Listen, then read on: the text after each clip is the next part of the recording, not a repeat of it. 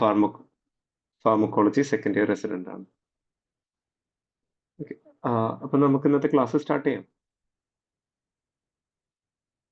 Yes, sir.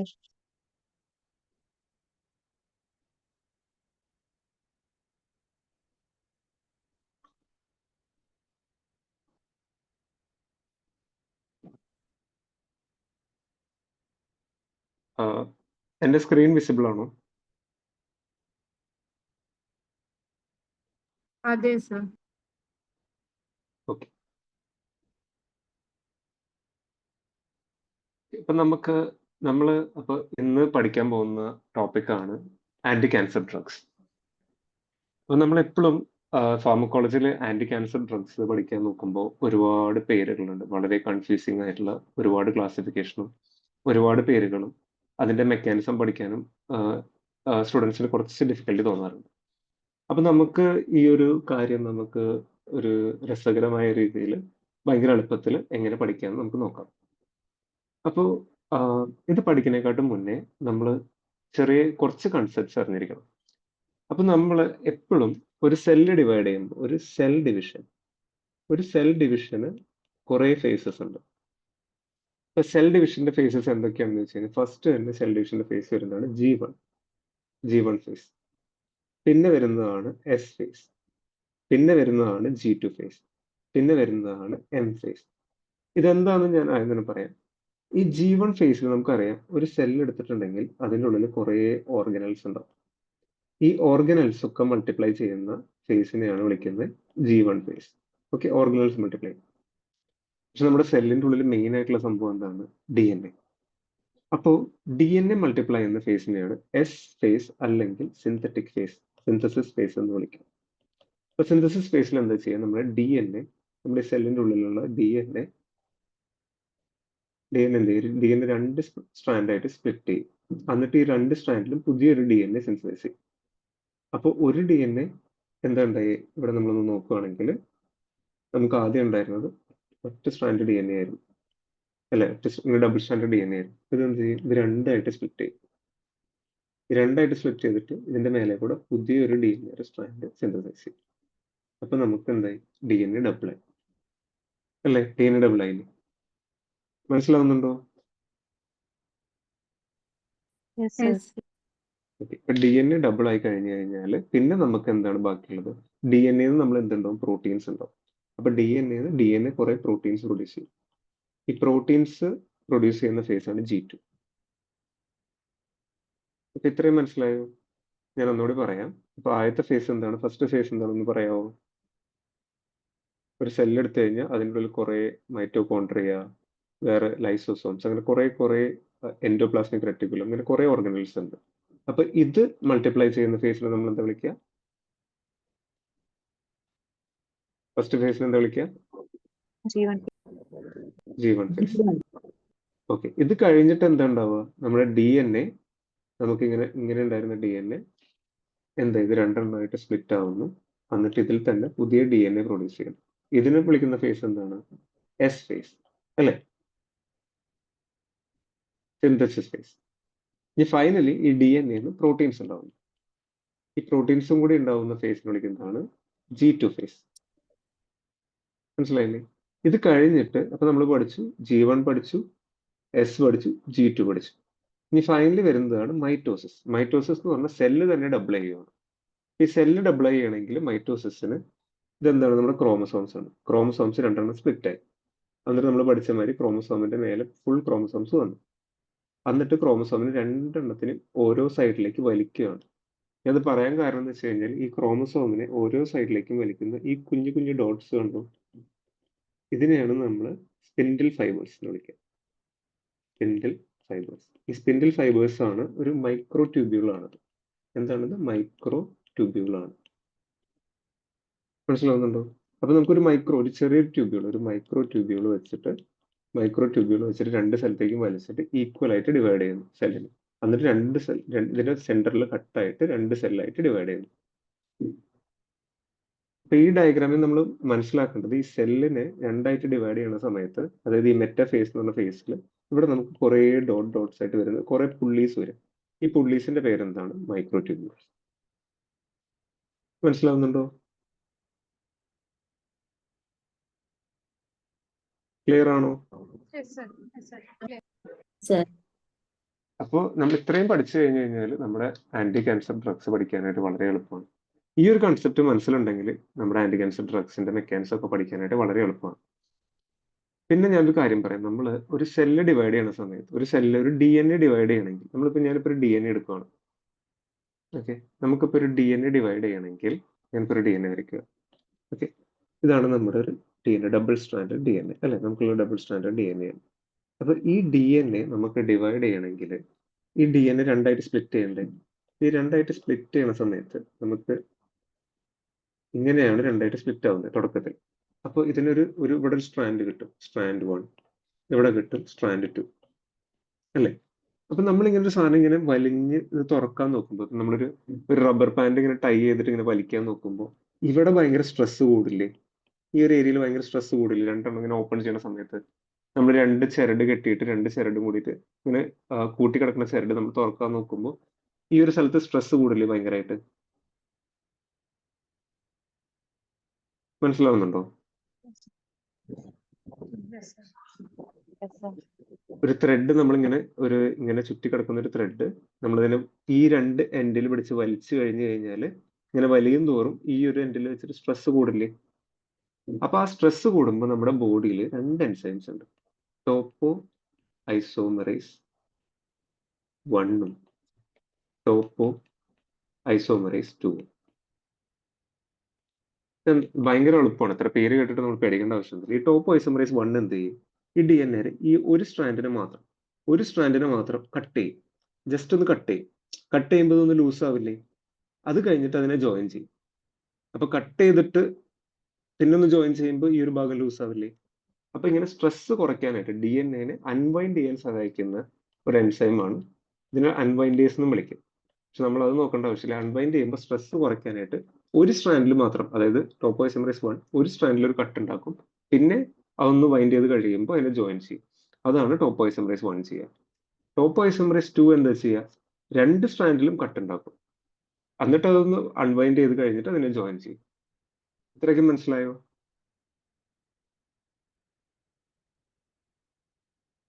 Clear ആണോ?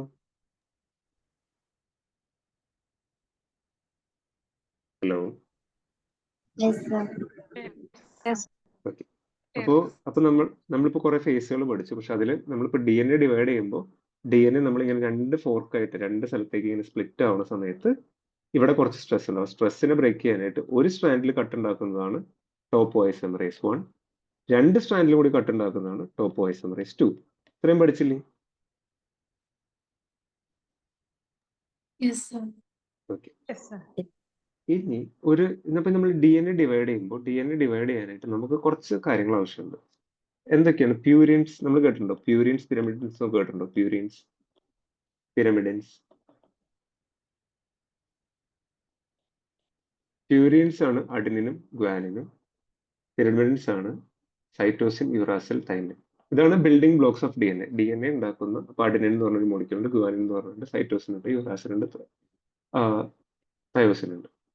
ഇത്രയും പഠിക്കേണ്ട. പ്യൂരിൻ എന്ന് പറഞ്ഞ കുറച്ച് സാധനങ്ങൾ നമുക്ക് ആവശ്യമുണ്ട്. പിരമിഡിൻസ് എന്ന് പറഞ്ഞ സാധനമുണ്ട്. ഇപ്പൊ എയും സിയും തമ്മിലാണ് ഇപ്പൊ സ്ട്രാൻഡ് ഉണ്ടാവുക, ജിയും ടിയും തമ്മിലാണ് സ്ട്രാൻഡ് ഉണ്ടാവുക. പക്ഷെ നമ്മൾ അത്രയ്ക്ക് ഡീറ്റെയിൽ ആലോചിച്ചില്ലെങ്കിലും പ്യൂരിൻസ് എന്ന് പറഞ്ഞ സംഭവമുണ്ട്, പിരമിഡിൻസ് എന്ന് പറഞ്ഞ സംഭവമുണ്ട്. പിന്നെ ഇത് ഡിവൈഡ് ചെയ്യണമെങ്കിൽ നമുക്ക് ഫോളിക് ആസിഡ് അത്യാവശ്യമായിട്ട് വേണം. എന്ത് വേണം? ഫോളിക് ആസിഡ് വേണം. ഫോളിക് ആസിഡ് ആണ് നമുക്ക് വേണ്ടത്. ഓക്കെ. അപ്പൊ ഒരു DNA റെപ്ലിക്കേഷൻ എന്തൊക്കെയാണ് ആവശ്യം? ഒന്ന് ജസ്റ്റ് ഒന്ന് പറയാം. ഒരു DNA റെപ്ലിക്കേറ്റ് ചെയ്യണമെങ്കിൽ ഇപ്പൊ നമ്മൾ പഠിച്ച സാധനങ്ങളുടെ പേരെന്ന് പറയുന്നത് എന്തൊക്കെ ആവശ്യമുണ്ട്?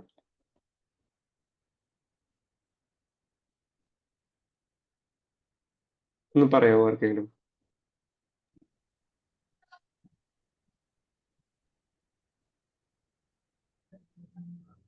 ടോപ്പോഐസോമറേസ് 1ഉം 2ഉം ഓക്കെ, ടോപ്പോഐസോമറേസ് 1ഉം topoisomerase 2ഉം.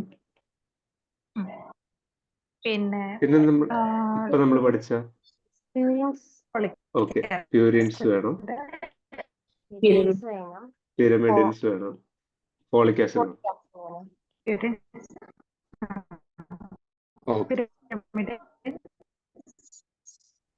Okay, topoisomerase 1, topoisomerase 2, purines, pyrimidines and folic acid.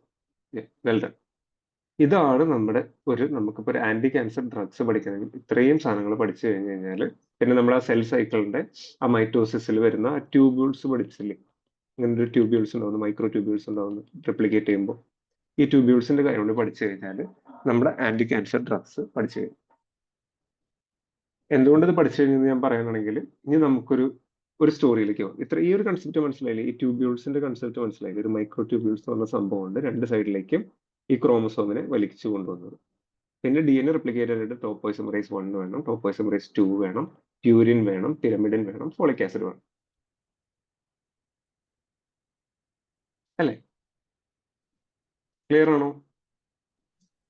Yes, sir.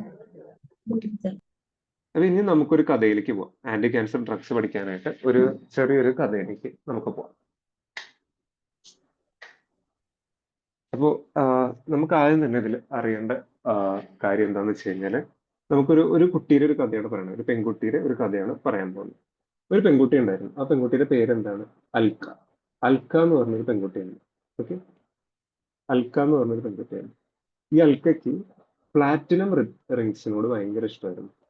Platinum ഉണ്ടാക്കിയ മോതിരത്തിനോട് ഭയങ്കര ഇഷ്ടമായിരുന്നു. അപ്പൊ അൽക്ക എന്ന് പറഞ്ഞൊരു കുട്ടിക്ക് ഷീ ലവ്സ് പ്ലാറ്റിനം റിങ്സ്.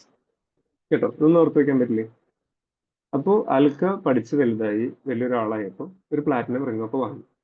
അപ്പോൾ അൽക്കയുടെ വീട്ടില് 2 ആന്റിമാരുണ്ട്. ആദ്യത്തെ ആന്റിയുടെ പേരെന്താണ്? ആന്റി 1. രണ്ടാമത്തെ ആന്റിയുടെ പേരെന്താണ്? ആന്റി 2. ഓക്കെ, 2 ആന്റിമാരുണ്ട്. അപ്പൊ അൽക്കയ്ക്ക് പ്ലാറ്റിനം റിങ്സ് ഭയങ്കര ഇഷ്ടമായിരുന്നു.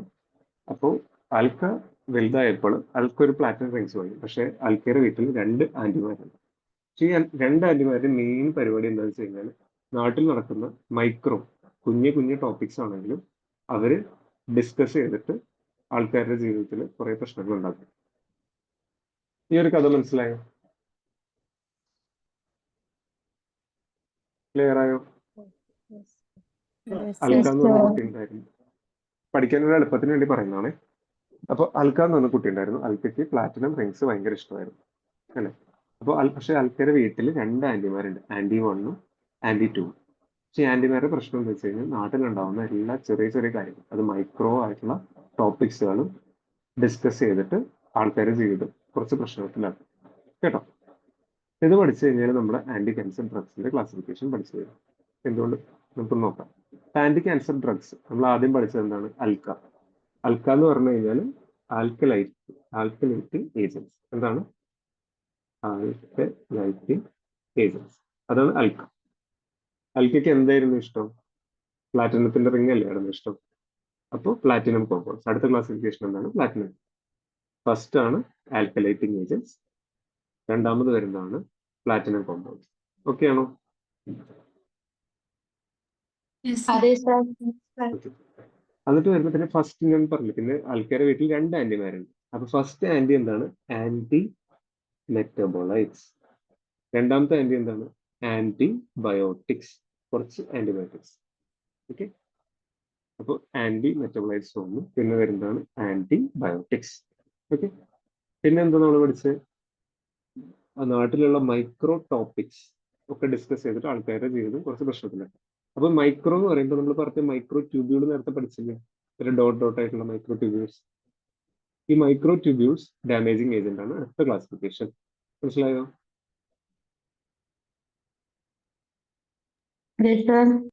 ഓക്കെ, പിന്നെ വരുന്നതാണ് ടോപ്പിക്. എല്ലാ ടോപ്പിക്കിനെ പറ്റിയും ഡിസ്കസ് ചെയ്യും. അപ്പൊ അത് വരുന്നതാണ് ടോപ്പോ ഐസോമറേസ് ഇൻഹിബിറ്റേഴ്സ്. നമുക്ക് ഒന്നുകൂടി സമ്മറൈസ് ചെയ്യാം. അപ്പൊ ആന്റി ക്യാൻസർ ഡ്രഗ്സ് പഠിക്കണമെങ്കിൽ ഫസ്റ്റ് ഉള്ളതാണ് അൽക്ക. അൽക്കയ്ക്ക് എന്തായിരുന്നു? അൽക്കയ്ക്ക് പ്ലാറ്റിനം റിങ്സിനോട് ഇഷ്ടമായിരുന്നു. പക്ഷെ അൽക്കയുടെ വീട്ടിൽ 2 ആന്റിമാരുണ്ട്. ആന്റിമാര് നാട്ടിലുള്ള എല്ലാ മൈക്രോ ടോപ്പിക്സും ഡിസ്കസ് ചെയ്യും. എന്നിട്ട് കുറെ പ്രശ്നങ്ങളുണ്ട്. അപ്പൊ നമ്മൾ ഫസ്റ്റ് പഠിക്കുന്നതാണ് ആൽക്ക. ആൽക്ക എന്ന് പറയുന്നതാണ് ആൽക്കലൈറ്റിക് ഏജന്റ്. പിന്നെ പറയുന്നതാണ് പ്ലാറ്റിനം റിംഗ് നമ്മൾ പഠിച്ചത്, അതാണ് പ്ലാറ്റിനം കോമ്പൗണ്ട്സ്. ഫസ്റ്റ് ആന്റി എന്താണ്?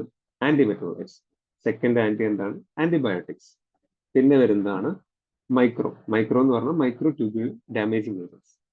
പിന്നെ ലാസ്റ്റ് വരുന്നത് എന്താണ്, ടോപ്പിക്സിനെ പറ്റി ഡിസ്കസ് ചെയ്യുന്നത് നമ്മൾ പഠിച്ചു. അതാണ് ടോപ്പോ isomerase inhibitors.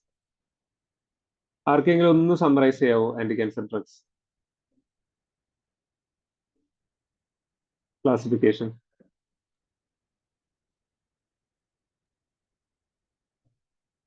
alkaline agents, alkylating agents, Alkylating agents.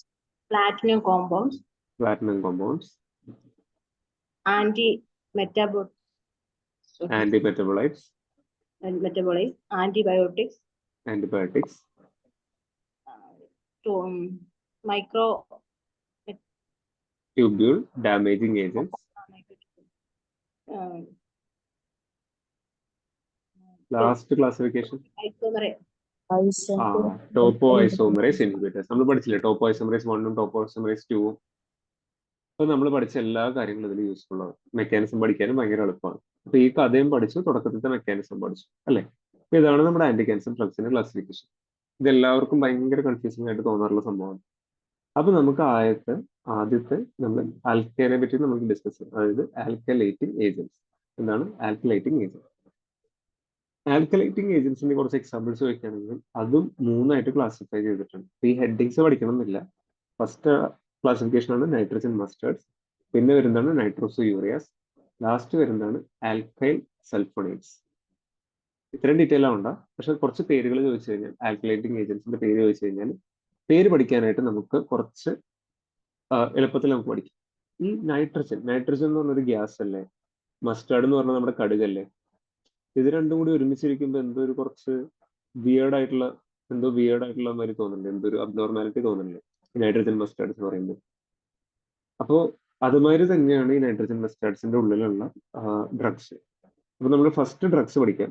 ഒന്ന് ആലോചിച്ച് നോക്കും, ഒരു സൈക്കിളിന്റെ മേലെ ഫോസ്ഫേറ്റ് സൈക്കിളിന്റെ മേലെ കയറി പോകുന്ന ആലോചിച്ച് നോക്കും. ഒരു കുറച്ച് വിയേർഡ് ആയിട്ടുള്ള കാര്യമില്ല, സൈക്കിള് ഫോസ്ഫേറ്റ് ഒരു കോമ്പിനേഷൻ ഇല്ലല്ലോ. അപ്പൊ ഫസ്റ്റ് ഡ്രഗിന്റെ പേരാണ് സൈക്ലോ ഫോസ്ഫമൈഡ്. എന്താണ് ഫസ്റ്റ് ഡ്രഗിന്റെ പേരെന്താണ്? സൈക്ലോ ഫോസ്ഫമൈഡ്. ഒരു സൈക്കിളിന്റെ മേലെ ഒരു ഫോസ്ഫേറ്റ് ഇരിക്കുകയെന്ന് ആലോചിച്ചത്, സൈക്ലോ ഫോസ്ഫമൈഡ്. മനസ്സിലായോ? പിന്നെ ഒന്ന് ആലോചിച്ച് നോക്കി, ക്ലോറിൻ. നമ്മുടെ ക്ലോറിൻ ഉണ്ടല്ലോ, ക്ലോറിൻ ബസ്സിൽ പോവാണ്. ഒന്ന് ആലോചിച്ച് ക്ലോറാൻ ബ്യൂസിൽ. ക്ലോറിൻ ബസ്സിൽ പോവാണ്, ക്ലോറാൻ ബ്യൂസിൽ. സെക്കൻഡ് ഡ്രഗിന്റെ പേരെന്താണ്? ക്ലോറാൻ ബ്യൂസിൽ. അപ്പോൾ നമുക്കൊരു ആൽക്കലൈറ്റിംഗ് ഏജൻസിന്റെ എക്സാമ്പിൾ ചോദിച്ചു കഴിഞ്ഞാൽ നമുക്ക് പറയാം സൈക്ലോ ഫോസ്ഫമൈഡ്, ക്ലോറാൻ ബ്യൂസിൽ. രണ്ടെണ്ണം പറഞ്ഞൂടെ? സൈക്ലോ ഫോസ്ഫമൈഡ്, പിന്നെ വരുന്നതാണ് ക്ലോറാൻ ബ്യൂസിൽ. ഓക്കെ ആണോ?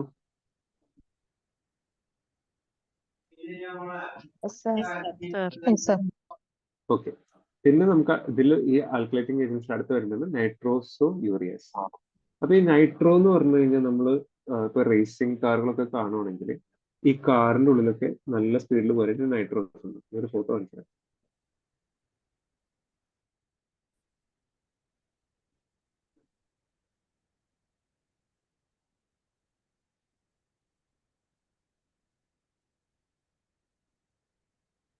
നമ്മൾ റേസിംഗ് കാറൊക്കെ നോക്കുവാണെങ്കിൽ കണ്ടോ ഈ കാറിന്റെ പിന്നിൽ കണ്ടോ അങ്ങനെ ഒരു നൈട്രോസ്. ഇതിനെ നമ്മൾ നൈട്രോസ് എന്ന് വിളിക്കും. കാർ നല്ല സ്പീഡിൽ പോകാനായിട്ട് ഉപയോഗിക്കുന്ന സാധനമാണ് നൈട്രോസ്. അപ്പൊ ഈ നൈട്രോസ് ഒന്ന് ആലോചിച്ച് നോക്കുകയാണെങ്കിൽ എല്ലാം നമുക്കിപ്പോ ഒരു നല്ലൊരു കാർ വാങ്ങുകയാണെങ്കിൽ, നല്ല സ്പീഡിൽ പോകുന്ന കാർ വാങ്ങുകയാണെങ്കിൽ ആ കാറിന് മസ്റ്റ് ആയിട്ട് എന്താണ് നൈട്രോസ് വേണം. അപ്പൊ അടുത്തൊരു ട്രക്കിന്റെ പേരാണ് കാർ മസ്റ്റ്. അപ്പൊ നൈട്രോസോ യൂറിയസിന്റെ ഇടയിൽ വരുന്നതാണ് car must have nitrous, car must. അടുത്ത ട്രക്കിന്റെ പേരെന്താണ്? Carmustine. മനസ്സിലായോ? പിന്നെ ഒരു ഡ്രഗും കൂടി ഉണ്ട്. നമ്മൾ ബസ്സിൽ പോകുമ്പോൾ നമുക്ക് നോർമലായിട്ട് ഫാൻ കാണാൻ പറ്റും. അപ്പൊ ബസ്സിൽ ഫാൻ, ബ്യൂസൾഫാൻ. അടുത്ത ഡ്രഗിന്റെ പേരെന്താണ്? ബ്യൂസൾഫാൻ.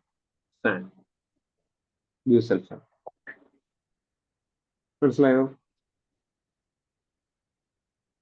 അപ്പൊ ആർക്കെങ്കിലും ഈ ഡ്രഗ്സിന്റെ പേരൊന്ന് പറയാമോ? ആൽക്കലൈറ്റിംഗ് ഏജൻസ്. ഈ ഹെഡിങ് നോക്കേണ്ട ആവശ്യമില്ല. ഹെഡിങ് അതൊരു വേറെ ക്ലാസിഫിക്കേഷൻ ആണ്, അത്രയും പഠിക്കേണ്ട ആവശ്യമില്ല. നമ്മൾ ഈ ആൽക്കലൈറ്റിംഗ് ഏജൻസിന്റെ അടിയിലുള്ള ഡ്രഗ്സിന്റെ പേരൊന്ന് പറയാമോ പെട്ടെന്ന്?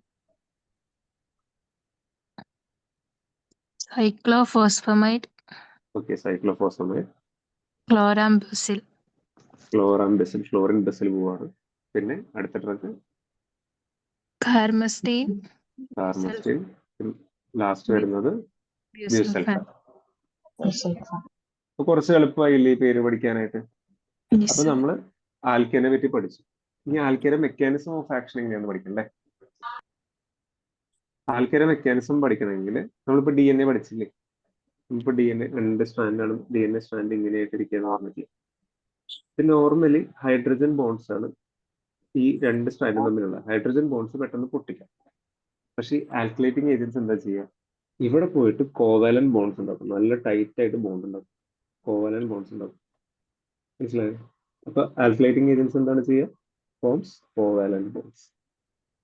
ഇതുണ്ടാക്കും, കോവാലന്റ് ബോണ്ട് ഉണ്ടാക്കുന്നത്. ഈ കോവാലന്റ് ബോൺസ് ഉണ്ടാക്കി കഴിഞ്ഞാൽ ഇത് തുറക്കാൻ പറ്റില്ല, ഓപ്പൺ ചെയ്യാൻ പറ്റില്ല. അപ്പൊ DNA റെപ്ലിക്കേഷൻ നടക്കുമോ? DNA റെപ്ലിക്കേഷൻ അപ്പൊ നടക്കുമോ? DNA റെപ്ലിക്കേഷൻ നടക്കില്ല. DNA റെപ്ലിക്കേഷൻ നടന്നില്ലെങ്കിൽ ക്യാൻസർ സെൽസിനെ മൾട്ടിപ്ലൈ ചെയ്യാൻ പറ്റില്ല, അല്ലെ? ക്യാൻസർ സെൽസിനെ ഡിവൈഡ് ചെയ്യാൻ പറ്റില്ല, മൾട്ടിപ്ലൈ ചെയ്യാൻ പറ്റില്ല. ഇത്ര മനസ്സിലായോ?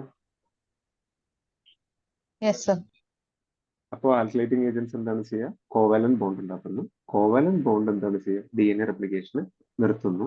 അപ്പൊ ക്യാൻസർ സെൽസ് റെപ്ലിക്കേറ്റ് ചെയ്യാൻ പറ്റില്ല, ക്യാൻസർ സെൽസ് അങ്ങനെ മരിച്ചു പോകുന്നു. ഓക്കെ അല്ലേ?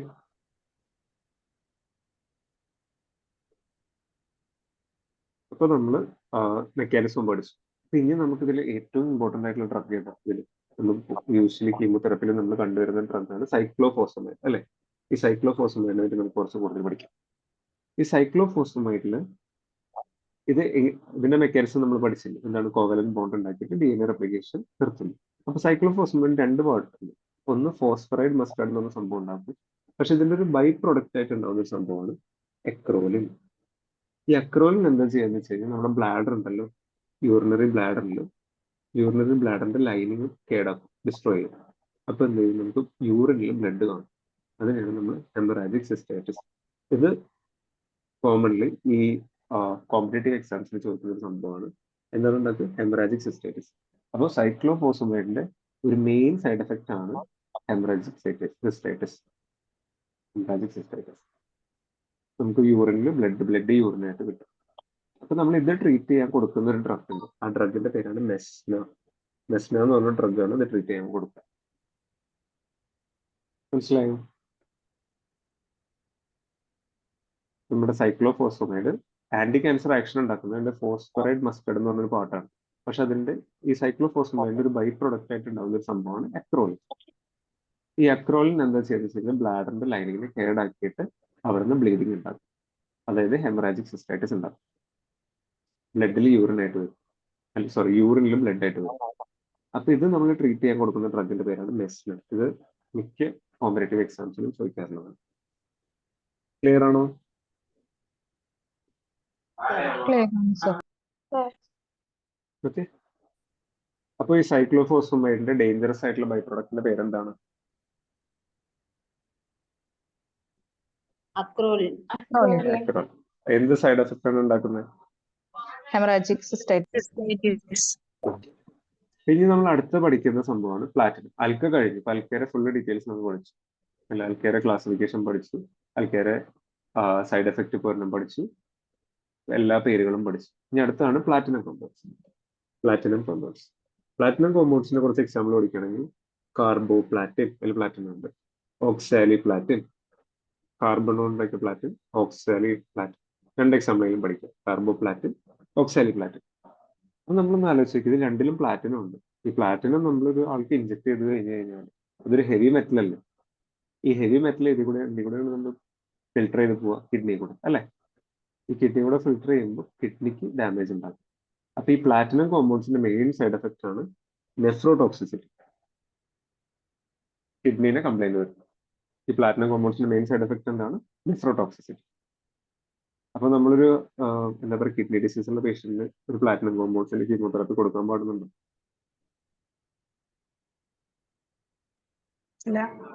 ഇല്ലല്ലോ. ഓക്കെ. അപ്പൊ നമ്മൾ പ്ലാറ്റിനം കോമ്പൗണ്ട്സിന്റെ 2 എക്സാമ്പിളും പഠിച്ചു, അതിന്റെ ടോക്സിസിറ്റിയും പഠിച്ചു. ഇനി പ്ലാറ്റിനം കോമ്പൗണ്ട്സിന്റെ മെക്കാനിസം എങ്ങനെയാണ്? നമ്മുടെ ആൽക്കലൈറ്റിംഗ് ഏജൻസിന്റെ മെക്കാനിസം മാതിരി തന്നെയാണ്. ഈ പ്ലാറ്റിനം എന്താ ചെയ്യുന്നത് വെച്ചാൽ DNA ആയിട്ട് DNAയുടെ ഉള്ളിൽ പോയിട്ട് പ്ലാറ്റിനത്തോണ്ട് ഒരു ബോണ്ട് ഉണ്ടാക്കും, പ്ലാറ്റിനത്തോണ്ട് ഒരു കോമ്പൗണ്ട് ഉണ്ടാക്കും.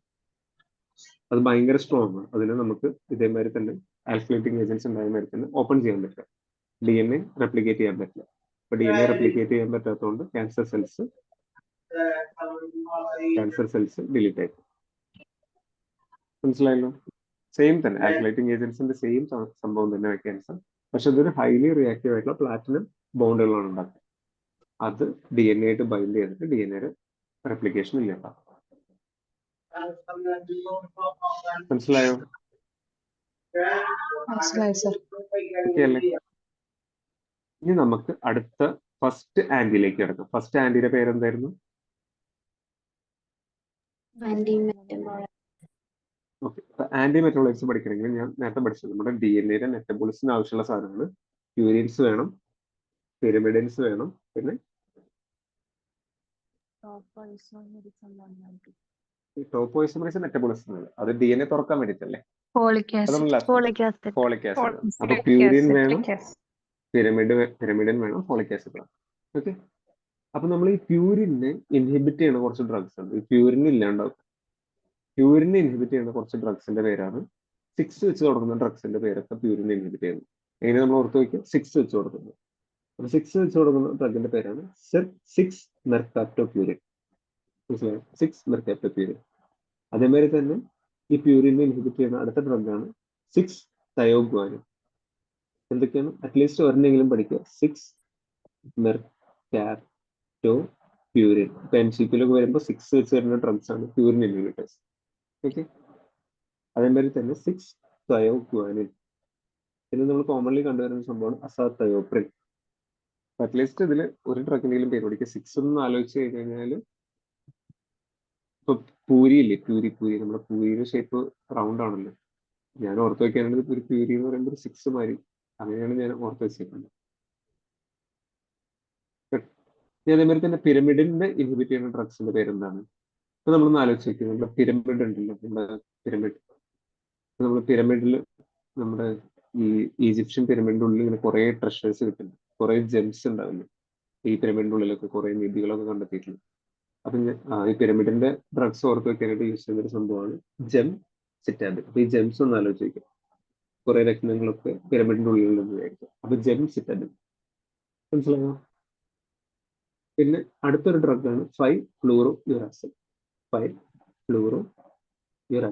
അപ്പൊ ഈ മെറ്റബോളൈറ്റ്സിന്റെ ഇടയിൽ നമ്മൾ കണ്ടുവരുന്ന സംഭവം 6 വെച്ചൊരു ഡ്രഗ് തുടങ്ങുന്നുണ്ട്, 5 വെച്ചൊരു ഡ്രഗ് തുടങ്ങുന്നുണ്ട്. 6 വെച്ച് തുടങ്ങുന്നത് ഒരു പ്യൂരിന്റെ ഷേപ്പ് ആയതുകൊണ്ട് അതൊരു പ്യൂരിൻ ഇൻഹിബിറ്റർ ആണ്. അപ്പൊ 6 മെർകാപ്റ്റോപ്യൂരിൻ ഒക്കെ പ്യൂരിൻ ഇൻഹിബിറ്റേഴ്സിലേക്ക്. പിരമിഡിന്റെ ഉള്ളിൽ എന്താണ്? പിരമിഡിന്റെ ഉള്ളിൽ ജെംസ് ആണ്. അപ്പൊ ജെംസ് ഒക്കെ. പിന്നെ 5 വെച്ച് തുടങ്ങുന്നതൊക്കെ പിരമിഡിന്റെ ഉള്ളിൽ വരുന്നതാണ്. മനസ്സിലായോ? പിന്നെ വരുന്ന ക്ലാസ് ഓഫ് ഡ്രഗ് ആണ് ഫോളിക് ആസിഡിനെ ഇൻഹിബിറ്റ് ചെയ്യുന്നത്. ഫോളിക് ആസിഡിനെ ഇൻഹിബിറ്റ് ചെയ്യുന്ന ഡ്രഗ് വളരെ വളരെ ഇമ്പോർട്ടന്റ് ആണ്. വളരെ കോമൺലി യൂസ് ചെയ്തിരുന്ന ഡ്രഗാണ് മെത്തോട്രെക്സേറ്റ്. മനസ്സിലാവുന്നുണ്ടോ? മെത്തോട്രെക്സേറ്റ് ആണ് ഫോളിക് ആസിഡിനെ ഇൻഹിബിറ്റ് ചെയ്യുന്നത്. അപ്പൊ എങ്ങനെയാണ് നമുക്ക് ഫോളിക് ആസിഡ് ഇൻഹിബിറ്റ് ചെയ്യുന്നത് പഠിക്കാം. നമുക്ക് ഡൈഹൈഡ്രോഫോളിക് ആസിഡ് എന്ന് പറഞ്ഞ സംഭവമുണ്ട്. അത് ടെട്രാഹൈഡ്രോഫോളിക് ആസിഡ്. അതായത് 2 ഹൈഡ്രോക്സി ബോണ്ടുള്ള സാധനം 4 എണ്ണം ഉള്ളതായിരുന്നു ടെട്രാഹൈഡ്രോഫോളിക് ആസിഡ്. അപ്പൊ ഡൈഹൈഡ്രോഫോളിക്കിന് ടെട്രാഹൈഡ്രോഫോളേറ്റ് ആണ് നമുക്ക് എന്താ പറയുക DNA ഉണ്ടാക്കാനായിട്ട് ആവശ്യമുള്ളത്. അപ്പൊ ഈ ടെട്രാഹൈഡ്രോഫോളേറ്റിനെ ഈ ഡൈഹൈഡ്രോഫോളേറ്റിനെ ടെട്രാഹൈഡ്രോഫോളേറ്റ് ആയിട്ട് കൺവേർട്ട് ചെയ്യുന്ന എൻസൈമാണ് ഡൈഹൈഡ്രോഫോളേറ്റ് റിഡക്ടേസ്.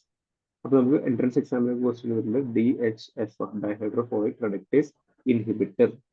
അതാണ് മെത്തോട്രെക്സേറ്റിന്റെ മെക്കാനിസം ഓഫ് ആക്ഷൻ. മെത്തോട്രെക്സേറ്റ് ഒരു ആന്റി ക്യാൻസർ ഡ്രഗ് മാത്രമല്ല, റുമറ്റോയ്ഡ് ആർത്രൈറ്റിസ്, ഇമ്മ്യൂണോ സപ്രസന്റ് ആയിട്ടൊക്കെ വളരെ കോമൺ ആയിട്ട് യൂസ് ചെയ്യുന്ന ഡ്രഗ് ആണ് മെത്തോട്രെക്സേറ്റ്. അപ്പൊ മെത്തോട്രെക്സേറ്റിന്റെ മെക്കാനിസം ഇനി വേറെ എന്ത് പറഞ്ഞാലും മെത്തോട്രെക്സേറ്റിന്റെ മെക്കാനിസം മറക്കരുത്. എന്താണ്? ഡൈഹൈഡ്രോഫോളേറ്റ് റിഡക്ടേസ് ഇൻഹിബിറ്റർ ആണ്. ക്ലിയർ ആണോ?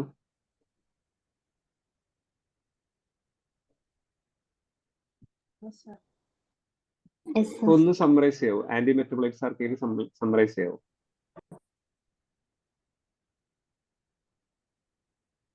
Purine inhibitors ചെയ്യുന്ന ഡ്രഗ്സും ഉണ്ട്, പിരമിഡിൻ ഇൻഹിബിറ്റ് ചെയ്യുന്ന ഡ്രഗ്സും, ഫോളേറ്റ് ആസിഡ് ഇൻഹിബിറ്റ് ചെയ്യുന്ന ഡ്രഗ്സും. പ്യൂരിൻ ഇൻഹിബിറ്റ് ചെയ്യുന്നത് 6 മെർകാപ്റ്റോപ്യൂരിൻ, 6 തയോഗ്വാനൈഡ്, അസത്രോപ്യൻ. പിരമിഡിൻ ഇൻഹിബിറ്റ് ചെയ്യുന്നത് ജെൻസിറ്റാമിൻ Gemcitabine, 5-fluorouracil. uracil. അറ്റ്ലീസ്റ്റ് ഒരെണ്ണമെങ്കിലും ഇല്ല. For ഫോളിക് ആസിഡിനെ ഇൻഹിബിറ്റ് ചെയ്യുന്ന ഡ്രഗിന്റെ പേരെന്താണ്? methotrexate. മെത്തോട്രെക്സ്. അതിന്റെ മെക്കാനിസം ഓഫ് ആക്ഷൻ എന്താണ്? ഡൈഹൈഡ്രോഫോളിക് ആസിഡിനെ റിഡക്ടേസിനെ ഇൻഹിബിറ്റ് ചെയ്യുന്നു. Yes, very nice. ഓക്കെ, അപ്പൊ നമുക്ക് ഫോളിക് ആസിഡ് ടെട്രാഹൈഡ്രോഫോളേറ്റ് ഉണ്ടാവില്ല. അപ്പൊ DNA RNA സിന്തസിസ് നടക്കില്ല. ഇതിന്റെ ഇമ്പോർട്ടൻസ് സൈഡ് എഫക്റ്റ് ആണ് നമ്മുടെ DNA ഫോളിക് ആസിഡ് ഉണ്ടാവില്ല. അപ്പൊ അങ്ങനെ ഉണ്ടാവുന്ന സെല്ല് നമ്മുടെ RBC മൾട്ടിപ്ലൈ ചെയ്യുമ്പോൾ നമ്മുടെ റെഡ് ബ്ലഡ് സെൽസ് ഭയങ്കര വലുതായി വരും. ഇതിനെ വിളിക്കുന്നതാണ് മെഗാലോബ്ലാസ്റ്റിക് അനീമിയ.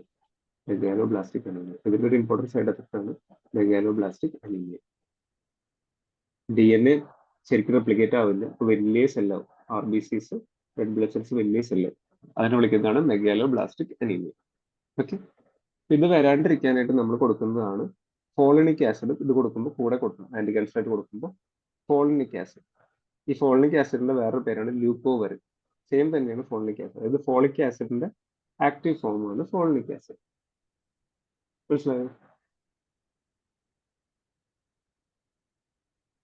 അപ്പോൾ നമ്മൾ മെത്തോട്രെക്സേറ്റ് കൊടുക്കുമ്പോൾ നമ്മുടെ RBC ഭയങ്കര വലുതാവും. അതിനാണ് മെഗാലോബ്ലാസ്റ്റിക് അനീമിയ. അത് വരാണ്ടിരിക്കാനായിട്ട് അതിന്റെ ട്രീറ്റ്മെന്റ് കൊടുക്കുന്നതാണ് ഫോളിനിക് ആസിഡ് അഥവാ ല്യൂക്കോവറിൻ. ഇതെല്ലാം ഒന്ന് തന്നെയാണ്. ഓക്കെ, ഓക്കെ ആണോ?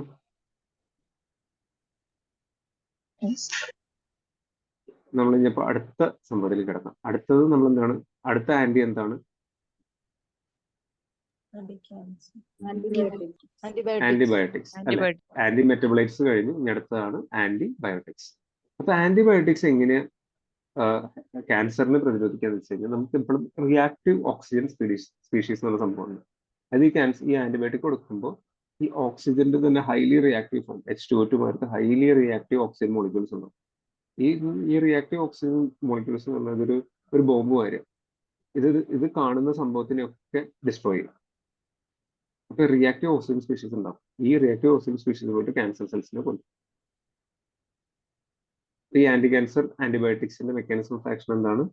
Increase reactive oxygen species. ഇതാണ് മെയിൻ മെക്കാനിസം. ഇത് പഠിക്കണം. അപ്പൊ കുറച്ച് എക്സാമ്പിൾ ഒന്ന് പഠിക്കണമല്ലോ നമ്മൾ ആന്റി ക്യാൻസർ ആന്റിബയോട്ടിക്. അത് നമ്മൾ കാണുന്ന സംഭവമാണ് ആക്ടിനോമൈസിൻ ഡി, മൈറ്റോമൈസിൻ, ഡോക്സോറൂബിസിൻ, ഡോനോറൂബിസിൻ. അറ്റ്ലീസ്റ്റ് നമ്മളിപ്പോൾ ഭയങ്കര കോമൺ ആയിട്ട് കാണുന്ന സംഭവമാണ്, കുറേ സർജറിക്ക് യൂസ് ചെയ്യുന്നത് മൈറ്റോമൈസിൻ. ഈ മൈറ്റോമൈസിൻ പഠിക്കണം. ഓക്കെ, ആന്റി ക്യാൻസർ ആന്റിബയോട്ടിക്കിന്റെ മെക്കാനിസം ഓഫ് ആക്ഷൻ എന്താണ്?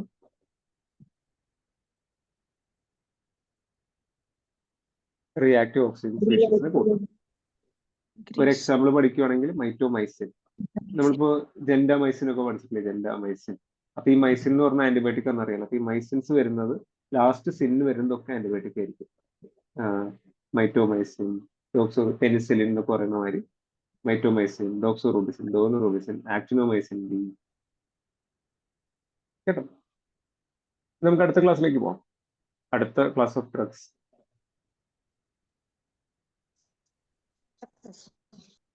അപ്പൊ അടുത്ത ക്ലാസ് ഓഫ് ഡ്രഗ്സ് ആണ് നമ്മൾ. ഇനി അടുത്ത എന്താണ്? അപ്പൊ 2 ആന്റിമാരും കഴിഞ്ഞു. ആന്റിമാരും എന്താ ചെയ്യുക? മൈക്രോ ടോപ്പിക്സിനെ ഡിസ്കസ് ചെയ്യുന്നല്ലോ പഠിച്ചത്. അപ്പൊ മൈക്രോ വെച്ച് തുടങ്ങുന്നതാണ് നമ്മുടെ മൈക്രോ ട്യൂബ്യൂൾ ഡാമേജിങ് ഏജൻസ്. അത് നമ്മൾ പഠിച്ചില്ല. ഈ മെറ്റാഫേസിൽ നമ്മൾ ഈ ക്രോമസോമിനെ നമ്മൾ 2 സ്ഥലത്തേക്ക് കൊണ്ടുവന്ന മൈക്രോ ട്യൂബ്യൂൾസ്. അപ്പൊ ഈ മൈക്രോ ട്യൂബ്യൂൾസിന് 2 രീതിയിൽ ഡാമേജ് ചെയ്യാം. ഒന്ന്, ഇതിനെ ഭയങ്കരമായിട്ട് സ്ട്രോങ് ആക്കാം. ഭയങ്കര സ്ട്രോങ് ആക്കി ഭയങ്കരമായിട്ട് സ്റ്റെബിലൈസ് ചെയ്ത് കഴിഞ്ഞാൽ ഇതിന് വലിക്കാൻ പറ്റില്ല. അല്ലെങ്കിൽ ഇതിനെ ഡിസ്ട്രോയ് ചെയ്ത് കളയാം. മനസ്സിലായി? അപ്പോ മൈക്രോ ട്യൂബ്യൂൾസിനെ ഡീസ്റ്റെബിലൈസ് ചെയ്ത് കളയുന്ന കുറച്ച് ഡ്രഗ്സ് ഉണ്ട്. അതിന്റെ മെക്കാനിസം പഠിക്കേണ്ട. ഇതിൻ്റെ ഉള്ളിൽ രണ്ട് ക്ലാസ് ഉണ്ട്. ഒന്നാണ് വിൻക ആൽക്കലോയിഡ്സ് വിളിക്കും, മറ്റേതിന് ടാക്സെയിൻസ് വിളിക്കും. മനസ്സിലായി? മൈക്രോ ട്യൂബ്യൂൾസിന്റെ ഉള്ളിൽ 2 ക്ലാസ് ഓഫ് ഡ്രഗ്സ് ഉണ്ട്. ഒന്ന് വിൻക ആൽക്കലോയിഡ്സും ടാക്സെയിൻസ്. അപ്പൊ ഈ വിൻക ആൽക്കലോയിഡ്സിനെ പഠിക്കണമെങ്കിൽ നമ്മൾ ഈ ഫാസ്റ്റ് ആൻഡ് ഫ്യൂരിയസ് മൂവി ഒക്കെ കണ്ടിട്ടുണ്ടോ? ഫാസ്റ്റ് ആൻഡ് ഫ്യൂരിയസ് മൂവി ഒക്കെ കണ്ടിട്ടുണ്ടോ? ഫാസ്റ്റ് ആൻഡ് ഫ്യൂരിയസിൽ ഇയാളെ കണ്ടിട്ടുണ്ടോ?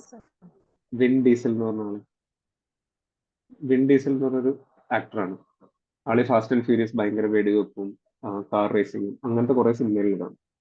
അപ്പൊ വിൻ ഡീസൽ ആളൊരു ക്രിസ്ത്യനാണ്. Win diesel. അപ്പൊ നമ്മൾ ഇത് പഠിക്കാൻ എളുപ്പത്തിന് പറയുന്നതാണ്. ആൾ നല്ലൊരു ആക്ടറാണ്. അപ്പൊ വിൻ ഡീസൽ ആരാണ്? വിൻ കാൽക്കുലേറ്റ്സ് വരുന്ന വിൻ ഡീസൽ ആണ്. ആളൊരു ക്രിസ്ത്യനാണ്. അപ്പൊ വിൻ ക്രിസ്ത്യൻ. അപ്പൊ ആള് ഭയങ്കര നല്ല സൂപ്പറായിട്ട് ആക്ട് ചെയ്യുന്നു. നല്ല തോക്കൊക്കെ ഉപയോഗിച്ച് കാറൊക്കെ ഉള്ള നല്ല വെടിവെപ്പൊക്കെ ഉള്ള മൂവിയിൽ സ്റ്റാറാണ്. അപ്പോൾ ആള് നല്ല ബ്ലാസ്റ്റിംഗ് ബ്ലോക്ക് ബസ്റ്റർ മൂവീസ് ആണ് ആക്ട് ചെയ്യുന്നത്. അപ്പോൾ ആള് ബ്ലാസ്റ്റിംഗ് എന്ന് ഓർത്ത് വയ്ക്കുക. അപ്പോൾ ആള് ക്രിസ്ത്യൻ ആണ്, when Christian when blasting. Just ഓർത്ത് വെക്കാൻ വേണ്ടി മാത്രമാണ്. ഈ വെൻ ഡീസൽ എന്നുള്ളൊരു ആക്ടർ ആള് ക്രിസ്ത്യൻ ആണ്, അതുകൊണ്ട് വെൻ ക്രിസ്ത്യൻ. ആള് നല്ല ബ്ലോക്ക് ബസ്റ്റർ മൂവീസിലൊക്കെ ആക്ട് ചെയ്യുന്നതാണ്. അപ്പോൾ വെൻ ബ്ലാസ്റ്റർ. മനസ്സിലായോ? Yes, sir. Yes, sir. പിന്നെ അടുത്ത ക്ലാസ് ഓഫ് ഡ്രഗ്സ് ആണ് ടാക്സിൻസ്. ടാക്സിൻസിന്റെ എക്സാമ്പിൾ പഠിക്കുമ്പോൾ നമ്മളിപ്പോ ഒരു വർക്ക് ചെയ്യുന്ന ആളാണ്, നമുക്ക് വർഷത്തിലൊരിക്കലാണ് നമ്മൾ ടാക്സ് വരുന്നത്. അപ്പൊ ടാക്സിന്റെ സംഭവങ്ങൾ നമുക്ക് ചിലപ്പോൾ എന്തായാലും പാക്കറ്റിലായിട്ട് നമുക്ക് വേണമെങ്കിൽ മെയിലായിട്ട് വരാം. അപ്പോൾ നമുക്ക് പാക്കറ്റിൽ ടാക്സ് വരാം, പക്ഷെ ഒരു വർഷത്തിൽ ഒരു ഡോസ് ആയിട്ടല്ല വരും, ഒരു ഡോസ് ആയിട്ട് വരും അല്ലെ. അപ്പൊ പാക്കറ്റിൽ ടാക്സസ് വരും, പാക്കിൽ ടാക്സ്, അല്ലെങ്കിൽ വർഷത്തിൽ ഒരു ഡോസ് മാതിരിയാണ് വരുന്നത്, ഡോസി ടാക്സ്. പാക്കിൽ ടാക്സ്, ഡോസി ടാക്സ്. മനസ്സിലാകുന്നുണ്ടോ? കുറച്ച് ബുദ്ധിമുട്ടാണ്, എന്നാലും ജസ്റ്റ് ഒന്ന് ആലോചിച്ച് നോക്കി എളുപ്പമായിട്ട്. പാക്കിൽ ടാക്സ്, ഡോസി ടാക്സ്. ക്ലിയർ ആണോ? Yes, sir. Okay, അപ്പൊ നമ്മള് മൈക്രോട്യൂബുൽ ഡബേസിംഗ് ഏജൻസിൽ വിൻക്രിസ്റ്റിൻ ഉണ്ട്, വിൻബ്ലാസ്റ്റിൻ ഉണ്ട്, പാക്ലി ടാക്സിൽ ഉണ്ട്, ഡോസി ടാക്സിൽ ഉണ്ട്. ഓക്കെ, ഇതിന്റെ മെക്കാനിസം എന്താണ്? മൈക്രോട്യൂബുലിനെ സ്റ്റെബിലൈസ് അല്ലെങ്കിൽ ഓവർ സ്റ്റെബിലൈസ്, ഡീസ്റ്റെബിലൈസ് അല്ലെങ്കിൽ ഓവർ സ്റ്റെബിലൈസ് ചെയ്തിട്ട് ഡിസ്ട്രോയ് ചെയ്യും മൈക്രോട്യൂബുൾസ്. അതുകൊണ്ട് റെപ്ലിക്കേഷൻ നടക്കില്ല. DNA സെൽ റെപ്ലിക്കേഷൻ നടന്നില്ലെങ്കിൽ ക്യാൻസർ സെൽസിനെ ഡിവൈഡ് ചെയ്യാൻ പറ്റും, ക്യാൻസർ സെൽസ് ഒക്കെ മരിച്ചു. ഓക്കെ, ലാസ്റ്റ് വരുന്ന ക്ലാസ് ഓഫ് ഡ്രഗ്സിന്റെ വരുന്നത് ടോപ്പോഐസോമറേസ് ഇൻഹിബിറ്റർ. നമ്മൾ പഠിച്ചില്ല ടോപ്പോഐസോമറേസ് 1 അല്ലെ, ടോപ്പോഐസോമറേസ് 1 ടോപ്പോഐസോമറേസ് 2. അപ്പൊ ടോപ്പോഐസോമറേസ് 1 ഇൻഹിബിറ്റ് ചെയ്യുന്ന സംഭവമാണ് ടോപ്പോട്ടിക്കാൻ.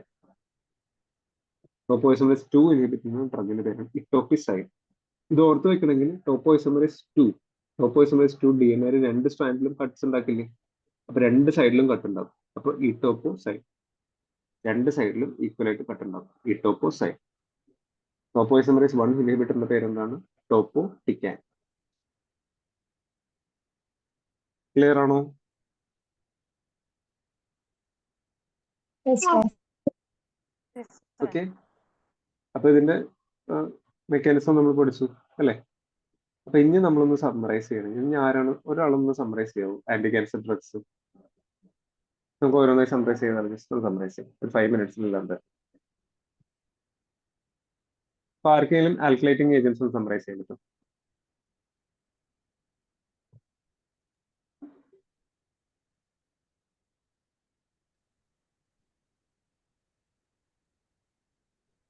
ഒന്ന് സമ്മറൈസ് ചെയ്യാമോ?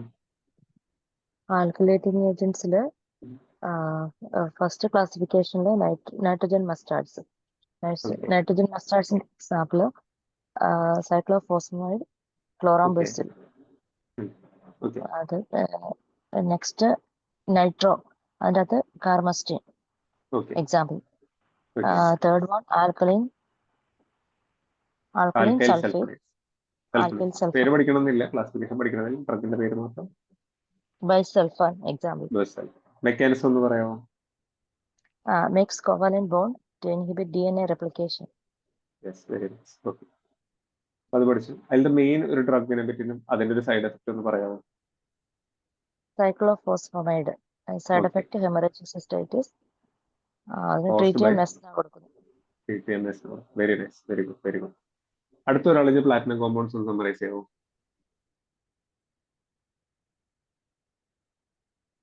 Example carboplatin, oxaliplatin. Okay, okay, very nice. ഇത് ഹെവി മെറ്റൽസ് ആയതുകൊണ്ട് നെഫ്രോടോക്സിസിറ്റി ഉണ്ടാകുന്നു. അതുകൊണ്ട് Okay. കിഡ്നി ഡിസീസ് ഉള്ള പേഷ്യൻസിന് കൊടുക്കാൻ പാടില്ല. Okay, mechanism same mechanism.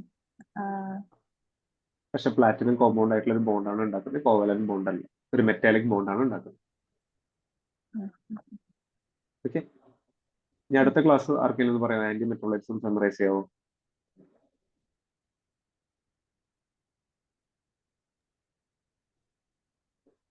Anti-metabolites first one purine inhibitors. Another example Okay. 6 Merca, MRSA, Purine, 6-thioguanide and azathioprine.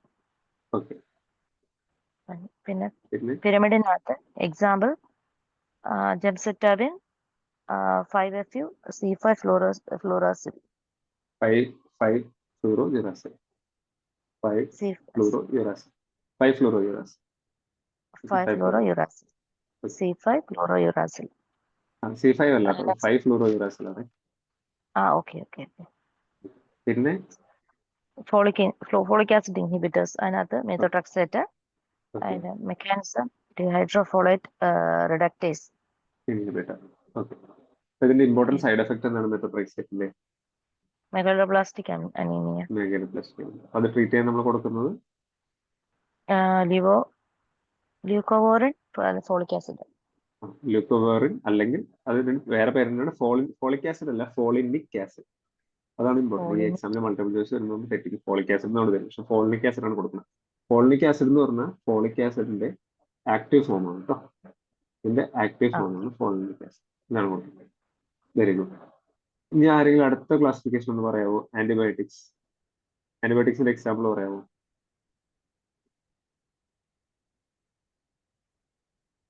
Actinomycin B, mitomycin, doxorubicin, daunorubicin. Mechanism Reactive oxygen species species. അത് Increase cancer. Okay. അടുത്ത classification ആരെങ്കിലും പറയാമോ? Microtubule damaging agents എന്ന് പറയാമോ?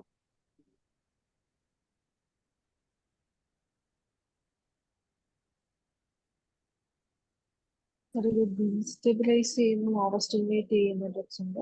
Wind alkaloids destabilise ചെയ്യുന്നു. Example vincristine and vinblastine. Very good. Taxanes, paclitaxel and docetaxel. Okay, very good. നമ്മുടെ last top isomerase inhibitors എന്ന് പറയാമോ? ടോപ്പ് ഐസോമറേസ് ഇൻഹിബിറ്റർ 1ന്റെ പേരെന്ന് പറയാമോ?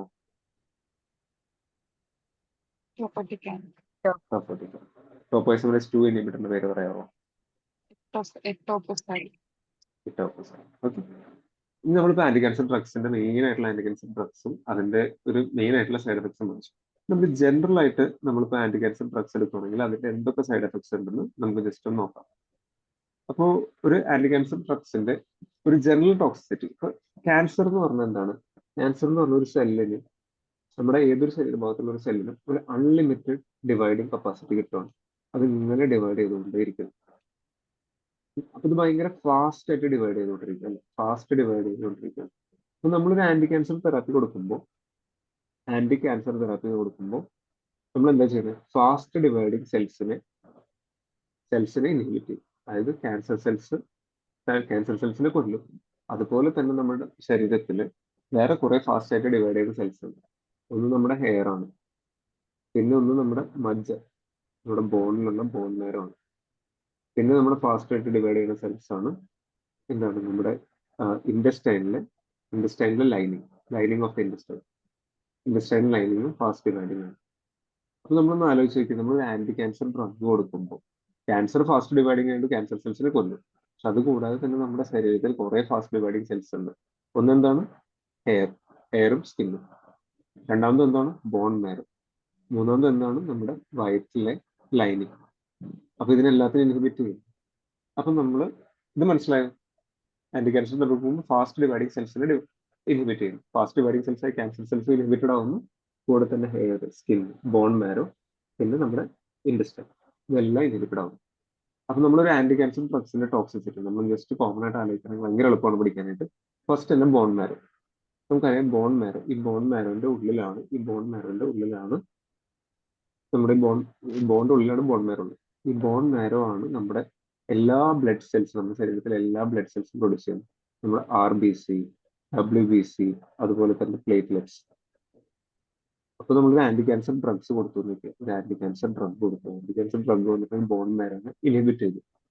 അപ്പൊ നമ്മുടെ ശരീരത്തിലെ പ്ലേറ്റ്ലെറ്റ്സ് കുറയില്ലേ? RBC കുറയില്ലേ? WBC കുറയില്ലേ?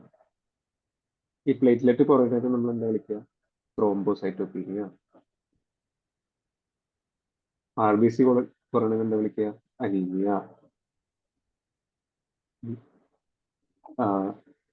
അതുമാതിരി തന്നെ നമ്മുടെ WBC കുറഞ്ഞതിന് എന്ത് വിളിക്കുക? ല്യൂക്കോപീനിയ. Leukopenia. ല്യൂക്കോപീനിയ അല്ലെ?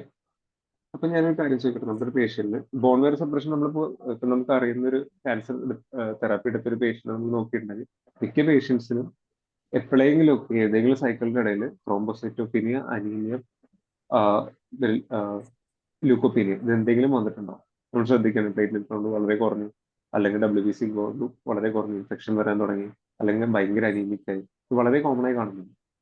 അപ്പൊ നമ്മളൊന്ന് പറയുകയാണെങ്കിൽ എങ്ങനെയാണ് ഇത് ട്രീറ്റ് ചെയ്യുക? പ്ലേറ്റ്ലെറ്റ് കുറഞ്ഞു കഴിഞ്ഞാൽ നമ്മൾ എങ്ങനെയാണ് ട്രീറ്റ് ചെയ്യുക? പ്ലേറ്റ്ലെറ്റ് കുറഞ്ഞു കഴിഞ്ഞാൽ എങ്ങനെ ട്രീറ്റ് ചെയ്യുക? Transfusing. പ്ലേറ്റ്ലെറ്റ് ട്രാൻസ്ഫ്യൂഷൻ പറഞ്ഞു അല്ലെ? അനീമിയ വന്നു കഴിഞ്ഞാൽ എന്താണ് നമ്മൾ ചെയ്യുക? ഒന്നല്ലെങ്കിൽ ബ്ലഡ് ട്രാൻസ്ഫ്യൂഷൻ, Blood transfusion. അല്ലെങ്കിൽ നമ്മൾ അയൺ ടാബ്ലറ്റ്സ് അല്ലെ? Tablet. ല്യൂക്കോപീനിയ വന്നാൽ നമ്മൾ എന്താ ചെയ്യുക? WBC കുറഞ്ഞ എന്താ ചെയ്യുക? ആന്റിബയോട്ടിക് ഇൻഫെക്ഷൻ പോരാടാനായിട്ട് കൊടുക്കാം. അങ്ങനെയല്ല, ഗ്രാനുലോസൈറ്റ് കോളനി സ്റ്റിമുലേറ്റിംഗ് ഫാക്ടർ ഇതാണ് കൊടുക്കുന്നത്. എന്താണ് ഗ്രാനുലോസൈറ്റ് കോളനി സ്റ്റിമുലേറ്റിംഗ് ഫാക്ടർ? ഇതും നമ്മൾ ഭയങ്കരമായിട്ട് കാണുന്ന സംഭവമാണ് അല്ലേ? GCSF കേട്ടോ, ഇത് കൊടുക്കണം അല്ലെ? ഓക്കെ ആണോ? അപ്പൊ ഇതാണ് നമ്മുടെ ബോൺ മാരോ സപ്രഷൻ വന്നുള്ള പ്രശ്നം: അനീമിയ, ത്രോംബോസൈറ്റോപീനിയ, ല്യൂക്കോപീനിയ. അപ്പൊ അത് ട്രീറ്റ് ചെയ്യാനുള്ളത് platelet transfusion, blood transfusion, granulocyte colony stimulating factor അല്ലെ? ഇനി നമ്മൾ അടുത്തത് പറയുകയാണെങ്കിൽ ഇമ്മ്യൂണോ സപ്രഷൻ വരും. WBC കുറഞ്ഞുകൊണ്ട് ഇമ്മ്യൂണോ സപ്രഷൻ വന്നിട്ട് ഇൻഫെക്ഷൻ കൂടും. അതുകൊണ്ടാണ് നമ്മൾ ക്യാൻസർ ട്രീറ്റ്മെന്റ് എടുക്കുന്ന ആൾക്കാരോട്, ഈ പനിയുള്ള ആൾക്കാരുടെ അടുത്തും അല്ലെങ്കിൽ ഇൻഫെക്റ്റീവ് ആയിട്ടുള്ള പുറത്തേക്ക് ഇറങ്ങാണ്ടിരിക്കാനും മാസ്ക് ഇടാനൊക്കെ നമ്മൾ പറയും. മനസ്സിലായോ? പിന്നെ അടുത്തതായിട്ട് പറയുന്ന സംഭവമാണ്, നമ്മളൊരു ക്യാൻസർ തെറാപ്പി എടുക്കുന്ന ഒരാളുടെ ഏറ്റവും ബുദ്ധിമുട്ടായിട്ടുള്ള ഒരു കംപ്ലൈന്റ്. ഏറ്റവും എന്ന് പറഞ്ഞു കഴിഞ്ഞാൽ ഒരാൾക്ക് ക്യാൻസർ തെറാപ്പിയോട് വെറുപ്പ് വരുന്ന ഒരു സംഭവം എന്ന് വെച്ച് കഴിഞ്ഞാൽ പേഷ്യന്റിന് നോസിയ ആൻഡ് വോമിറ്റിംഗ് വരും. നമുക്ക് വളരെ സിമ്പിൾ ആയിട്ട് തോന്നും നോസിയ ആൻഡ് വോമിറ്റിംഗ് എന്ന് പറയുമ്പോൾ. പക്ഷെ നോസിയ ആൻഡ് വോമിറ്റിംഗ് എന്ന് പറഞ്ഞു കഴിഞ്ഞാൽ ആ പേഷ്യന്റിന് ഒന്നും കഴിക്കാൻ പറ്റില്ല, ഫുഡ് കാണുമ്പോഴേ ശ്രദ്ധിക്കാൻ പറ്റും. കാരണം ഇതെന്താ വെച്ചാൽ ഈ ക്യാൻസർ ഡ്രഗ്സ് ഒന്നും ബ്രെയിനിൽ പോയിട്ട് വോമിറ്റിംഗ് ടെൻഡൻസി ഉണ്ടാക്കും. പക്ഷെ അത് കൂടാതെ തന്നെ നമ്മുടെ ഗ്യാസ്ട്രിക് ലൈനിങ്, നമ്മുടെ വയറിന്റെ ലൈനിങ് ഫുള്ള് ഡാമേജ് ആകും. അപ്പൊ എന്ത് കഴിച്ചാലും വോമിറ്റ് ചെയ്യാൻ പറ്റും. അപ്പൊ നോസിയ ആൻഡ് വോമിറ്റിംഗ് ഇസ് ഏറ്റവും ബുദ്ധിമുട്ടായിട്ടുള്ള, പേഷ്യന്റിന് ഏറ്റവും ബുദ്ധിമുട്ടായിട്ട് വരുന്ന ഒരു കംപ്ലൈന്റ് ആണ് നോസിയ ആൻഡ് വോമിറ്റിംഗ്. ഈ നോസിയ ആൻഡ് വോമിറ്റിംഗ് നമ്മൾ യൂഷ്വലി നമ്മൾ കൊടുക്കുന്ന ഡ്രഗ്സ് എന്താണ്? നമ്മുടെ എംസെറ്റ് അല്ല കൊടുക്കുക, എംസെറ്റ്, അതായത് ഒണ്ടാൻസെറ്റ്, ഓക്കെ, ഗ്രാനിസെട്രോൺ, ഇതൊക്കെയാണ് നമ്മൾ കൊടുക്കുന്നത് അല്ലെ? ഓക്കെ. പിന്നെ അടുത്തതെന്ന് പറഞ്ഞാൽ സ്കിൻ ആൻഡ് ഹെയർ. സ്കിൻ എന്ന് പറയുമ്പോൾ സ്കിൻ റാഷ്, സ്കിൻ പൊട്ടാൻ തുടങ്ങും, സ്കിൻ റാഷ് വരും. പിന്നെ നമുക്ക് ഹെയർ ലോസ് വരും, അലോപീഷ്യ വരും. പക്ഷെ നമ്മുടെ ഹെയർ ലോസ് വന്ന ഹെയർ ഒക്കെ തിരിച്ചു വരും, കാരണം അതൊരു ഷോക്ക് മാതിരി വരുന്നതാണ്. പക്ഷെ അത് കഴിയുമ്പോൾ, ട്രീറ്റ്മെന്റ് കഴിയുമ്പോൾ തിരിച്ചു വരും. ഇനി നമ്മളൊന്ന് എടുക്കുവാണെങ്കിൽ നമ്മുടെ റിപ്രൊഡക്റ്റീവ് ഓർഗൻസ് എടുക്കാൻ പറ്റും. മെയിൽസിലാണെങ്കിൽ ടെസ്റ്റിസ്, ഫീമെയിൽസിലാണെങ്കിൽ ഓവറി. ഈ ടെസ്റ്റിസ് എടുക്കുമ്പോൾ എന്താണ് പ്രശ്നം? ടെസ്റ്റിസിൽ സ്പേം കൗണ്ട് കുറയും, സ്പേം പ്രൊഡക്ഷൻ കുറയും. അതിനെ വിളിക്കുന്നതാണ് ഒലിഗോസൂസ്പെർമിയ. എന്താ വിളിക്കുക? ഒലിഗോസൂസ്പെർമിയ. ഇത് കാരണം എന്തുണ്ടാവും? ഇൻഫെർട്ടിലിറ്റി ഉണ്ടാവും. അതേമാതിരി തന്നെ നമ്മുടെ ഓവറിയിൽ പ്രൊഡ്യൂസ് ചെയ്യുന്ന ഓവറിയിൽ ഉണ്ടാവും നമ്മുടെ അമനോറി വരും, പീരിയഡ്സ് വരില്ല. പിന്നെ അതേമാതിരി തന്നെ ഇൻഫെർട്ടിലിറ്റി ഉണ്ട്. കാരണം ഇതും ഫാസ്റ്റ് ഡിവൈഡിങ് സെൽസ് ആണ്, ടെസ്റ്റിസും ഓവറിയും. അപ്പൊ ഇതിന് എഫക്ട് ചെയ്യും. പിന്നെ നമ്മുടെ ബോഡിയിൽ ഈ സെൽസ് ഉണ്ടല്ലോ, നമ്മുടെ സാധാരണ സെൽസ്, ഫാസ്റ്റ് ഡിവൈഡിങ് സെൽസും ഒക്കെ ഡിസ്ട്രോയ് ചെയ്യുമ്പോൾ എന്തുണ്ടാവും? ഇതിന്റെ ഒരു ബൈ പ്രൊഡക്റ്റ് ആയിട്ട് യൂറിക് ആസിഡ് ഉണ്ടാവും. യൂറിക് ആസിഡ് വരും, കാൽഷ്യം വരും. അപ്പൊ യൂറിക് ആസിഡിന്റെ അളവ് കൂടുന്നതിന് വിളിക്കുന്നതാണ് ഹൈപ്പർ യൂറിസീമിയ. ഹൈപ്പർ യൂറിസീമിയ കാരണം നമുക്ക് ഗൗട്ട് എന്ന് പറഞ്ഞ അസുഖം വരും. യൂറിക് ആസിഡ് കൂട്ടിയിട്ട് കാലിന്റെ ടോസിൽ ഭയങ്കര പെയിൻ വരും. ടോസിന്റെ അടിച്ചിട്ട് നല്ലൊരു പെയിൻ വരും, ഷൂട്ടിംഗ് പെയിൻ ആയിരുന്നു. അതായത് ഈ യൂറിക് ആസിഡിന്റെ ക്രിസ്റ്റൽസ് ഇവിടെ ഡെപ്പോസിറ്റ് ചെയ്യുമ്പോൾ ഉണ്ടാകുന്ന വേദനയാണ്. അതിനെയാണ് ഗൗട്ട് എന്ന് വിളിക്കുക. അതേമാതിരി തന്നെ കാൽഷ്യത്തിന്റെ അളവും കൂടാം. കാൽഷ്യത്തിന്റെ അളവ് കൂടി കഴിഞ്ഞാൽ കിഡ്നി ഡാമേജ് വരാം. പിന്നെ നമ്മൾ പഠിച്ചു ഹിമറാജിക് സിസ്റ്റൈറ്റിസ്, സൈക്ലോഫോസ്ഫേറ്റിന്റെ ഒരു സൈഡ് എഫക്റ്റ് ആണ്. പിന്നെ നമ്മൾ പഠിച്ചു മെഗലോബ്ലാസ്റ്റിക് അനീമിയ, മെത്തോട്രെക്സൈറ്റിന്റെ സൈഡ് എഫക്റ്റ് ആണ്. പിന്നെ നെഫ്രോടോക്സിസിറ്റി, സിസ്പ്ലാറ്റിന്റെ സൈഡ് എഫക്റ്റ് ആണ്. പിന്നെ നമ്മൾ ബുസൽഫാൻ എന്ന് പറഞ്ഞ ഡ്രഗ് പഠിച്ചില്ലേ, ആൽക്കലൈറ്റിക് ഏജൻസിൽ. ബുസൽഫാൻ ബുസൽഫാൻ എന്ന് പറഞ്ഞ ഡ്രഗ്. ഇതെന്താ ചെയ്യാന്ന് വെച്ച് കഴിഞ്ഞാൽ നമ്മുടെ ലങ്സ് ഉണ്ടല്ലോ, നമ്മുടെ ലങ്സിന്റെ പ്ലൂരയുടെ ഇവിടെ ഫൈബ്രോസിസ് ഉണ്ടാവും, പൾമണറി ഫൈബ്രോസിസ് ഉണ്ടാവും.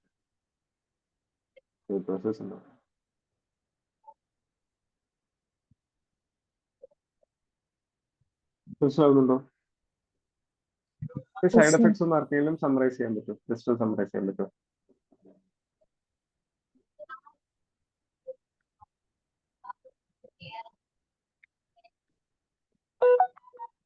ജസ്റ്റ് സമ്മറൈസ് ചെയ്യാൻ പറ്റും? ഫസ്റ്റ് നമ്മുടെ ഫാസ്റ്റ് ഡിവൈഡിങ് സെൽസ് ആയിട്ടുള്ള ബോൺ മാരോയിൽ എന്തുണ്ടാക്കും? thrombocytopenia ഉണ്ടാവും, ല്യൂക്കോപ്പീനിയ ഉണ്ടാവും, അനീമിയ ഉണ്ടാവും. ഓക്കെ, എല്ലാം കൊടുത്തു. ട്രീറ്റ്മെന്റും നമ്മൾ പറഞ്ഞു. രണ്ടാമത്തെ സൈഡ് എഫക്ട് നോസിയ വോമിറ്റിംഗ് ഉണ്ടാവും. ഓക്കെ, ഗ്യാസ്ട്രിക് ലൈനിങ്ങിന്റെ ഡാമേജ് വരുമ്പോൾ അപ്പം ട്രീറ്റ്മെന്റ് അനുസരിച്ച് കൊടുക്കാം. ഓക്കെ, സ്കിന്നിൽ ഹെയർ ലോസ് അലോപേഷ്യ ഉണ്ടാവും. ഓക്കെ.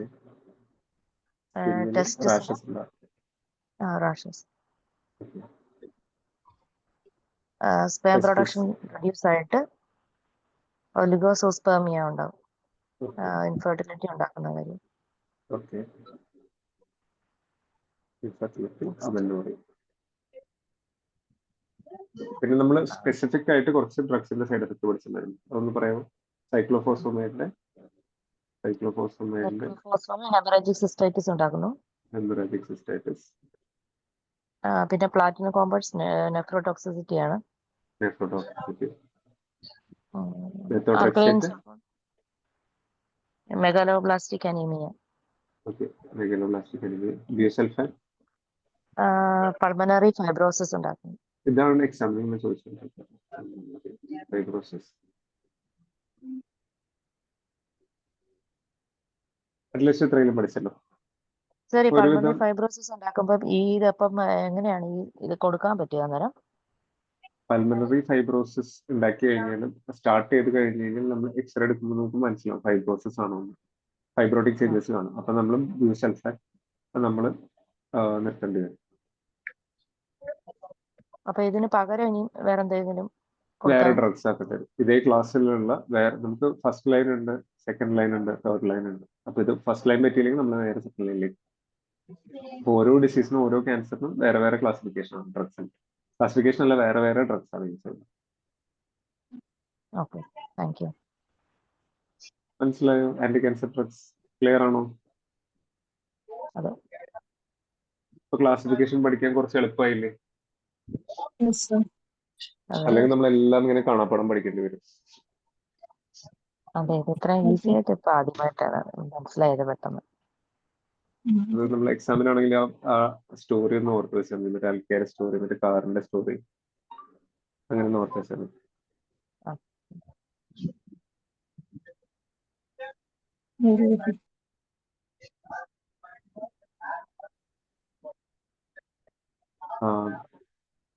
ഇനി നമ്മൾ ഒരു ടോപ്പിക് കൂടി ഡിസ്കസ് ചെയ്താലും, ആന്റി ക്യാൻസർ കഴിഞ്ഞ് നമുക്ക് ഇനി ഒരു 10-15 മിനിറ്റ്സിൽ ഒരു നമ്മുടെ ഹിസ്റ്റമിൻ ബ്ലോക്കേഴ്സും കൂടി ഒന്ന് ഡിസ്കസ് ചെയ്താലും.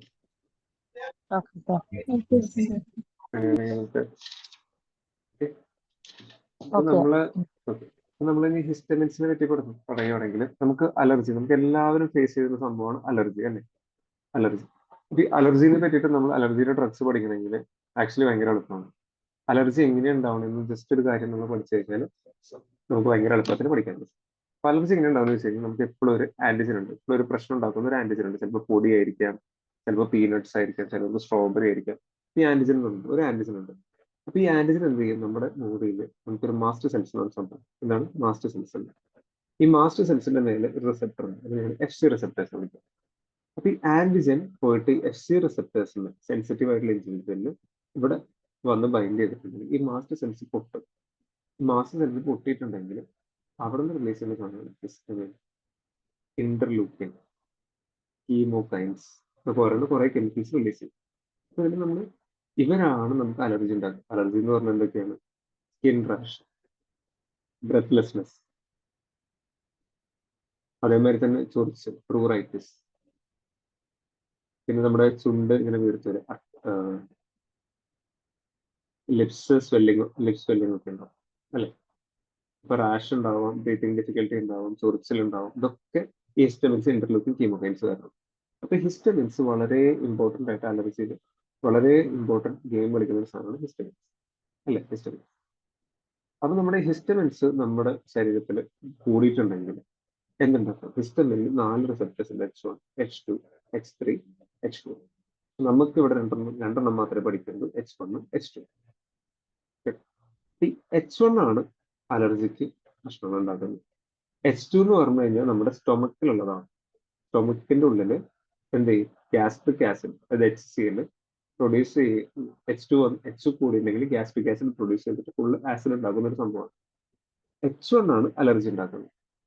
അപ്പോൾ നമുക്കൊരു അലർജിയുടെ ഒരു പൊടി, നമുക്ക് ഒരാൾക്ക് ഒരു പൊടി അടിച്ചിട്ടുണ്ടെങ്കിൽ, പൊടിക്ക് അലർജി ഉള്ള ആൾക്ക് പൊടി അടിച്ചിട്ടുണ്ടെങ്കിൽ നേരത്തെ പറഞ്ഞ മാതിരി മാസ്റ്റ് സെൽസ് ഡീഗ്രാനുലേറ്റ് ചെയ്തിട്ട് എന്ത് റിലീസ് ചെയ്യും? ഹിസ്റ്റമിൻസിനെ റിലീസ് ചെയ്യും.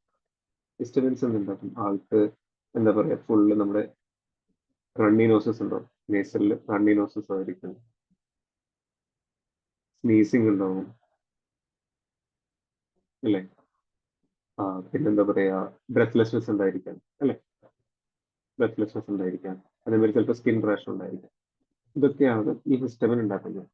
അപ്പൊ നമുക്ക് ഒരു അലർജീനെ ബ്ലോക്ക് ചെയ്യണമെങ്കിൽ എന്താണ് നമുക്ക് കൊടുക്കേണ്ടത്?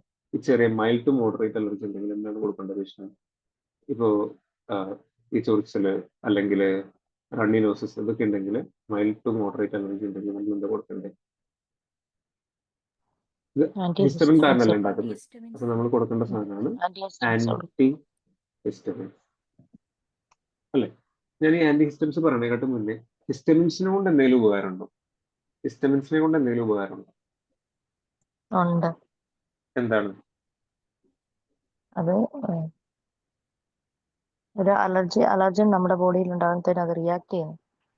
അലർജി ഉണ്ടാക്കുന്ന ഒരു സാധനമാണല്ലോ ഹിസ്റ്റമിൻ. അപ്പൊ പൊട്ട സാധനം അല്ലേ? അല്ലേ? അലർജി അല്ല, പ്രതിരോധിക്കുന്ന അത് സാധനം. ഒരു നമ്മുടെ ശരീരത്തിൽ അല്ല, അലർജി ഉണ്ടാക്കുന്ന സാധനമാണ് ഹിസ്റ്റമിൻസ്. ആന്റി ഹിസ്റ്റമിൻസ് ആണ് അലർജി പ്രതിരോധിക്കുന്നത്. ട്രാൻസ്മിറ്റർ. ഒന്ന് ആലോചിക്കുകയാണെങ്കിൽ നമുക്ക് നോക്കുകയാണെങ്കിൽ പ്രത്യേകിച്ച് ഒരു ഉപകാരവും ഇല്ല ഹിസ്റ്റമിൻസ് നമ്മൾ ഒരാളുടെ ശരീരത്തിൽ ഇഞ്ചെക്ട് ചെയ്ത് കഴിഞ്ഞാൽ ആൾക്ക് അലർജി ഉണ്ടാവുകയാണ് ചെയ്യും. പക്ഷെ നമ്മൾ എന്ത് ചെയ്തെന്ന് വെച്ച് കഴിഞ്ഞാൽ ഹിസ്റ്റമിൻ ഉണ്ടല്ലോ, ഈ ഹിസ്റ്റമിൻ എല്ലായിടത്തേക്കും പോവാം. ഹിസ്റ്റമിൻ നമ്മുടെ ശരീരത്തിൽ പെരിഫറലി, ഇപ്പൊ നമ്മുടെ ബ്രെയിൻ എടുക്കുകയാണെങ്കിൽ ബ്രെയിനിലേക്കും പോവാം, ബാക്കിയുള്ള പെരിഫറലിലേക്കും പോവാം. ഈ പുറത്ത് വന്നിട്ടുണ്ടെങ്കിലാണ് നമ്മുടെ ഈ ബ്ലഡ് വെസലിന്റെ ഉള്ളിൽ നിന്ന് വെള്ളം ലീക്ക് ചെയ്തിട്ടാണ് നമുക്ക് സ്വെല്ലിങ്ങും പ്രൂറൈറ്റിസും ചൊറിച്ചിലൊക്കെ വരുന്നത്. പക്ഷെ ഇത് തലയുടെ ഉള്ളിലേക്ക് കയറിയിട്ടുണ്ടെങ്കിൽ ഉണ്ടല്ലോ, ഇത് സെൻട്രൽ നെർവസ് സിസ്റ്റത്തിന്റെ ഉള്ളിലേക്ക് കയറിയിട്ടുണ്ടെങ്കിൽ ഇത് ഇതിന്റെ ഉള്ളിലുള്ള എന്താ പറയുക, നമ്മുടെ ബ്രെയിൻ ആക്റ്റീവ് ആക്കും. നമ്മളിപ്പോൾ സ്നീസ് ചെയ്യുന്ന സമയത്ത് നമ്മുടെ ബ്രെയിൻ ഭയങ്കര ആക്റ്റീവ് ആണ്. ബ്രെയിൻ ആക്റ്റീവ് ആക്കും. അതേമാതിരി നമ്മുടെ വെസ്റ്റിബുലർ നെർവ് ഇതിനൊക്കെ ആക്റ്റീവ് ആക്കും. അപ്പൊ നമ്മൾ ഹിസ്റ്റമിന്റെ ഒരു ഡ്യൂപ്ലിക്കേറ്റ് സംഭവം നമ്മൾ ഉണ്ടാക്കി, അതിനെയാണ് ബീറ്റ ഹിസ്റ്റമിൻ എന്ന് വിളിക്കുക. അതായത് ഹിസ്റ്റമിനെ നമ്മൾ മോഡിഫൈ ചെയ്തിട്ട് സംഭവം ഉണ്ടാക്കി, ഹിസ്റ്റമിന്റെ പോലെ ഇരിക്കുന്ന ഒരു സംഭവം. പക്ഷെ ഹിസ്റ്റമിന്റെ അത്ര പവർഫുൾ ആയിട്ട് എല്ലാത്തിനും ആക്ടിവേറ്റ് ചെയ്യില്ല. ഇതിനെ പാർഷ്യലി ആക്ടിവേറ്റ് ചെയ്യുന്ന സംഭവമാണ് പാർഷ്യൽ അഗോണിസ്റ്റ് ആണ്. ഹിസ്റ്റമിന്റെ പാർഷ്യൽ അഗോണിസ്റ്റ് ആണ് ബീറ്റ ഹിസ്റ്റമിൻ. ഇതെല്ലാവരും ഈ ഡ്രഗ് കേട്ടിട്ടുണ്ടോ? വെർട്ടിൻ കേട്ടിട്ടുണ്ടോ? വെർട്ടിൻ എന്ന് പറഞ്ഞ ഡ്രഗ് നമ്മൾ എല്ലാവർക്കും കേട്ടിട്ടുള്ളതല്ലേ? എല്ലാവർക്കും കേട്ടിട്ടുള്ളതാണ് വെർട്ടിൻ എന്ന് പറഞ്ഞ ഡ്രഗ്. ഈ വെർട്ടിൻ എന്തിനാണ് യൂസ് ചെയ്യുന്നത്? വെർട്ടൈഗോക്ക് വേണ്ടിട്ടല്ലേ? അപ്പൊ ഞാൻ പറഞ്ഞില്ലേ, ഹിസ്റ്റമിൻ കൊടുക്കുകയാണെങ്കിൽ എല്ലാത്തിനും ആക്റ്റീവ് ആക്കും, ബ്രെയിനിൽ പോയിട്ട് വെസ്റ്റിബുലർ നെർവിനൊക്കെ ആക്റ്റീവ്.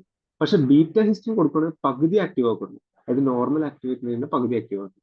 അപ്പൊ നമ്മുടെ ശരീരം ഉള്ളിൽ വെസ്റ്റിബുലർ സിസ്റ്റം ഉണ്ട് അല്ലെ, ഇങ്ങനെ കോക്ലിയ, വെസ്റ്റിബുലർ സിസ്റ്റം ഉണ്ട്. ഈ വെസ്റ്റിബുലർ സിസ്റ്റത്തിനെ ഇതിനൊന്ന് ബാലൻസ് ചെയ്യും ഈ ബീറ്റ ഹിസ്റ്റമിൻ കൊടുത്തു കഴിഞ്ഞാൽ. അങ്ങനെയാണ് നമ്മുടെ വെർട്ടൈഗോ സോൾവ് ആവുന്നത്. മീനിയസ് ഡിസീസ് എന്ന് പറഞ്ഞ ഡിസീസിൽ നമ്മൾ യൂസ് ചെയ്യുന്ന വെർട്ടിഗോ കുറയ്ക്കാനായിട്ട് യൂസ് ചെയ്യുന്ന സംഭവമാണ് വെർട്ടിൻ എന്ന് പറയുന്ന ടാബ്ലറ്റ്. ഞാൻ ഒന്നുകൂടി പറയുകയാണെങ്കിൽ ഹിസ്റ്റമിൻ ആക്ച്വലി പൊട്ട സാധനമാണ്. പക്ഷെ നമ്മുടെ ഹിസ്റ്റമിനെ മോഡിഫൈ ചെയ്തിട്ട് ബീറ്റ ഹിസ്റ്റമിൻ എന്ന് പറഞ്ഞ സംഭവം ഉണ്ടായി. ഈ ബീറ്റ ഹിസ്റ്റിൻ ആണ് വെർട്ടിൻ. ഈ വെർട്ടിൻ എന്താ ചെയ്യുന്നത് വെച്ച് കഴിഞ്ഞാൽ വെർട്ടിഗോ കുറയ്ക്കും. മനസ്സിലായോ?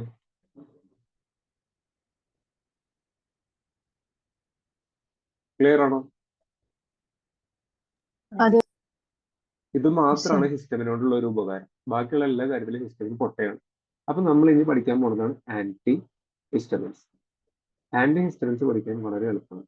ആന്റി ഹിസ്റ്റമിൻസ് 2 ക്ലാസ് ആണ്. ഒന്നാണ് ഫസ്റ്റ് ജനറേഷൻ, പണ്ടത്തെ ഡ്രഗ് ഫസ്റ്റ് ജനറേഷൻ. പിന്നെ നമ്മൾ പുതിയത് നമ്മൾ ഉണ്ടാക്കിയ ഡ്രഗ്സ് ആണ് second generation. First generation drugs second generation drugs. ഈ ഫസ്റ്റ് ജനറേഷൻ എന്ന് പറഞ്ഞാൽ പഴയ ഡ്രഗ് ആയതുകൊണ്ടല്ലോ, ഇത് ബ്ലഡ് ബ്രെയിൻ ബാരിയർ ക്രോസ് ചെയ്തിട്ട് ബ്രെയിൻ്റെ ഉള്ളിലേക്ക് പോകും. അപ്പൊ ബ്രെയിൻ്റെ ഉള്ളിൽ യൂഷ്വലി ഹിസ്റ്റമിൻ ചെന്ന് കഴിഞ്ഞാൽ ബ്രെയിൻ എന്താ ചെയ്യുക, ആക്ടിവേറ്റ് ചെയ്യുക അല്ലേ? അപ്പൊ ആന്റി ഹിസ്റ്റമിൻ കൊടുത്തുകൊണ്ട് എന്താ ചെയ്യുക, ബ്രെയിനിനെ സെഡേറ്റ് ചെയ്യും, ഉറക്കം വരും പേഷ്യൻ്റ് കൊടുത്തു കഴിഞ്ഞാൽ. പിന്നെ സെഡേറ്റീവ് പ്രോപ്പർട്ടി ഉണ്ട്, കാരണം ഇത് ബ്ലഡ് ബ്രെയിൻ ബാരിയർ ക്രോസ് ചെയ്യും. പിന്നെ ഇത് കൂടാതെ തന്നെ ഇതിനൊരു ആന്റി കോളിനർജിക് ആക്ടിവിറ്റി ഉണ്ട്. ആന്റി കോളിനർജിക് ആക്ടിവിറ്റി ഉണ്ട്. ആന്റി കോളിനർജിക് ആക്ടിവിറ്റി എന്ന് പറഞ്ഞു കഴിഞ്ഞാൽ നമ്മൾ അസറ്റൈൽ കോളിൻ എന്ന് പറഞ്ഞ ഡ്രഗ് ഉണ്ടല്ലോ, എല്ലാവരും കേട്ടിട്ടുണ്ടോ അസറ്റൈൽ കോളിൻ? അസറ്റൈൽ കോളിൻ എന്താ ചെയ്യുക, നമ്മുടെ മൗത്തിലെ സലൈവയുടെ അളവ് കൂട്ടും, നമ്മുടെ ഗ്യാസ്ട്രിക് ആസിഡിന്റെ അളവ് കൂട്ടും, അതേമാതിരി തന്നെ നമ്മുടെ യൂറിനറി സ്പിങ്ക്ടർ ഓപ്പൺ ചെയ്യും. അതായത് അസറ്റൈൽ കോളിൻ കൂടി കഴിഞ്ഞാൽ സലൈവ എല്ലാ ഗ്യാസ്ട്രിക് സെക്രഷൻസും കൂട്ടും. സലൈവ, ഗ്യാസ്ട്രിക് ആസിഡ്, യൂറിനേഷൻ കൂടും, ഡയറിയ വരും. പക്ഷെ ഇതിനൊരു anticholinergic action. Anticholinergic action എന്ന് പറഞ്ഞാൽ എന്തുണ്ടാക്കും, നേരെ ഓപ്പോസിറ്റ്. അതായത് ഡ്രൈ മൗത്ത് ഉണ്ടാക്കും, യൂറിനറി റിട്ടൻഷൻ ഉണ്ടാക്കും, കോൺസ്റ്റിപ്പേഷൻ ഉണ്ടാക്കും അല്ലേ? പക്ഷെ ഈ ആന്റി കോളിനർജിക് എഫക്ട് കൊണ്ട് ഒരു യൂസ് ഉണ്ട്.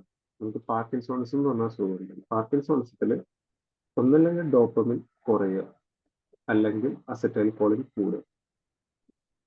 ഡോപ്പമിൻ കുറഞ്ഞാലും അസറ്റൈൽ കോളിൻ കൂടിയാലും ഉണ്ടാകുന്ന ഒരു അസുഖമാണ് പാർക്കിൻസോണിസം. ഈ പാർക്കിൻസോണിസിൽ ചില ഡ്രഗ് ഇൻഡ്യൂസ്ഡ് പാർക്കിൻസോണിസ് എന്ന് പറയും, അതിൽ അസറ്റൈൽ കോളിന്റെ അളവ് കൂടുതലാണ്. അപ്പൊ അതിനെ കുറയ്ക്കാനായിട്ട് ഈ ഫസ്റ്റ് ജനറേഷൻ ഡ്രഗ്സ് യൂസ് ചെയ്യാം. മനസ്സിലായില്ലേ? തൽക്കാലം അത്രയും ഡീറ്റെയിൽ പഠിക്കേണ്ട, അതിന്റെ സൈഡ് എഫക്ട്സ് ആയിട്ട് ഇത്രയും പഠിച്ചില്ലേ? പിന്നെ ഇതിനെന്താണ്, ഒരു ഹിസ്റ്റമിനെ ബ്ലോക്ക് ചെയ്യുന്നതുകൊണ്ട് ആന്റി അലർജി പ്രോപ്പർട്ടി ഉണ്ട് അല്ലേ? നമ്മൾ സെക്കൻഡ് ജനറേഷൻ എടുക്കുകയാണെങ്കിൽ നമ്മൾ പുതിയത് ഉണ്ടാക്കിയ ഡ്രഗ്സ്, ഇത് ബ്ലഡ് ബ്രെയിൻ ബാരിയർ മുകളിലേക്ക് ക്രോസ് ചെയ്യില്ല. Second generation blood brain barrier മുകളിലേക്ക് ക്രോസ് ചെയ്യില്ല. മനസ്സിലായോ? അപ്പൊ ഇതിന് സെഡേഷൻ ഉണ്ടാവോ? ഇല്ല. ഈ ഡ്രഗ്സിന് ആന്റി കോളിനർജിക് ആക്ഷൻ ഉണ്ടാവോ? ഇല്ല. പക്ഷെ ആന്റി അലർജിക് പ്രോപ്പർട്ടി ഉണ്ടാവോ? ഉണ്ട്. ക്ലിയർ ആണോ?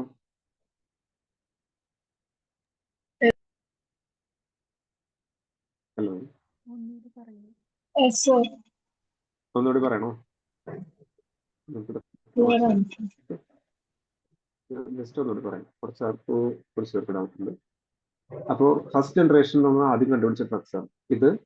നമ്മുടെ ഇതിന്റെ മേലെ ബ്രെയിൻ അല്ലേ, ബ്രെയിനിന്റെ അവിടെ ഒരു ബ്ലഡ് ബ്രെയിൻ ബാരിയർ എന്നൊരു സംഭവമുണ്ട്.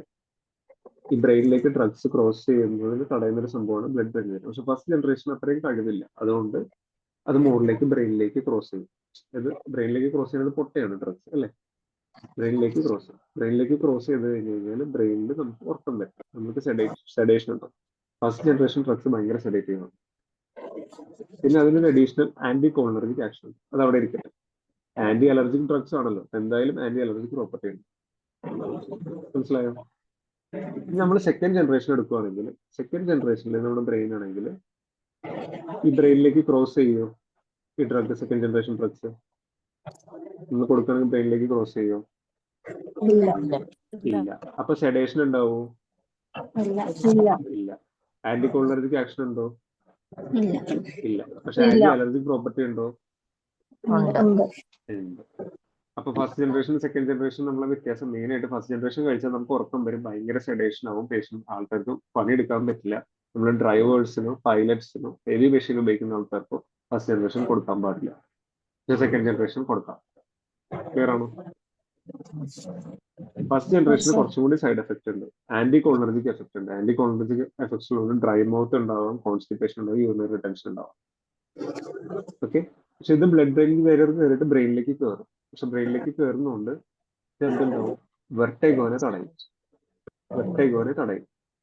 ഇത് സെഡേറ്റീവ് ആയതുകൊണ്ട് നമ്മുടെ വെസ്റ്റിബുലർ അപ്പാരറ്റസ് ഉണ്ടല്ലോ, വെസ്റ്റിബുലർ അപ്പാരറ്റസ്, നമ്മുടെ ശരീരമുള്ള വെസ്റ്റിബുലർ അപ്പാരറ്റസിനെ ബ്ലോക്ക് ചെയ്യും.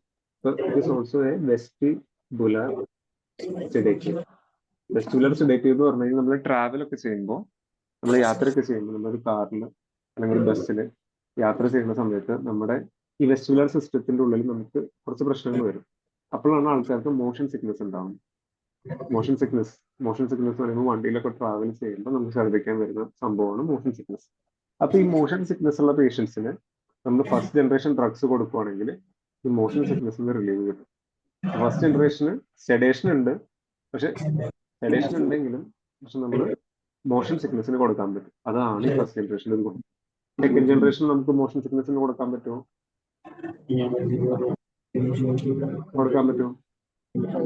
ഇല്ല. ഇല്ല, കാരണം ബ്രെയിനിലേക്ക് പോകുന്നില്ല, ബ്രെയിനിനെ സെഡേറ്റ് ചെയ്യുന്നില്ല, നമ്മുടെ വെസ്റ്റിബുലർ അപ്പാരറ്റസിനെ സെഡേറ്റ് ചെയ്യുന്നില്ല. ഫസ്റ്റ് ജനറേഷന് മാത്രമാണ് ഈ മോഷൻ സിക്നസിന് യൂസ് ചെയ്യാൻ പറ്റുള്ളൂ, വെർട്ടൈഗോയുടെ ട്രീറ്റ്മെന്റിനും യൂസ് ചെയ്യാൻ പറ്റുള്ളൂ. സെക്കൻഡ് ജനറേഷൻ ഇതൊന്നും പറ്റില്ല. അപ്പൊ നമ്മൾ ഫസ്റ്റ് ജനറേഷൻ സെക്കൻഡ് ജനറേഷൻ ഒന്നുകൂടി ഒരു ടേബിൾ ഉണ്ടാക്കുന്നത് പെട്ടെന്ന് പഠിക്കാനായിട്ട്. ഇത് ഫസ്റ്റ് ജനറേഷൻ, ഇത് സെക്കൻഡ് ജനറേഷൻ. ഫസ്റ്റ് ജനറേഷൻ എന്താണ്? സെഡേറ്റീവ് ആണ്, അല്ലെ? ഇത് സെഡേറ്റീവ് അല്ല. ഫസ്റ്റ് ജനറേഷൻ വെർട്ടൈഗോയുടെ ട്രീറ്റ്മെന്റ് യൂസ് ചെയ്യാൻ പറ്റും, ഇത് യൂസ് ചെയ്യാൻ പറ്റും ഇല്ല. മോഷൻ സിക്നസിന് ഫസ്റ്റ് ജനറേഷൻ യൂസ് ചെയ്യാൻ പറ്റും, അല്ലെ? പക്ഷെ മോഷൻ സിക്നസിന് സെക്കൻഡ് ജനറേഷൻ യൂസ് ചെയ്യാൻ പറ്റില്ല. അലർജിക്ക് രണ്ടും യൂസ് ചെയ്യാൻ പറ്റും. അപ്പൊ ഒരു പേഷ്യന്റ് അലർജി മാത്രമേ ഉള്ളൂ, സെഡേഷൻ ഒന്നും വേണ്ട, സെഡേഷൻ പാടില്ല, അങ്ങനെയാണെങ്കിൽ നമ്മൾ എന്ത് ഡ്രഗാണ് യൂസ് ചെയ്യുക? Second generation. പക്ഷെ ഒരു പേഷ്യന്റിന് മോഷൻ സിക്നസ് ഉണ്ട്, ഇപ്പൊ ട്രാവൽ ചെയ്തിട്ട് അവിടെ ഫുള്ള് വോമിറ്റ് ചെയ്യും, ആള് ട്രാവൽ ചെയ്യാൻ പേടിയാണ്. അങ്ങനെയുള്ള പേഷ്യന്റിന് നമ്മൾ എന്ത് യൂസ് ചെയ്യും? First generation. വെർട്ടൈഗോ ഉള്ള പേഷ്യൻസിന് നമ്മൾ എന്ത് കൊടുക്കാം? ഫസ്റ്റ് ജനറേഷൻ കൊടുക്കാം. ഇനി നമുക്ക് പേഷ്യന്റിന് ഇപ്പൊ ഒരു പ്രീവിയസ് പേഷ്യന്റ് നല്ല സെഡേറ്റീവ് ആയിട്ടുള്ള ഡ്രഗ്സ് ഉണ്ട്. പ്രീവിയസ് ഞാൻ പറഞ്ഞു ആന്റികോളിനർജിക് എഫക്ട് ഉണ്ടെന്ന് പറഞ്ഞില്ലേ? ആന്റികോളിനർജിക് എഫക്ട് എന്ന് പറഞ്ഞു കഴിഞ്ഞാൽ ഡ്രൈ മൗത്ത് ഉണ്ടാക്കും, സെക്രീഷൻസ് കുറയ്ക്കും, അല്ലെ?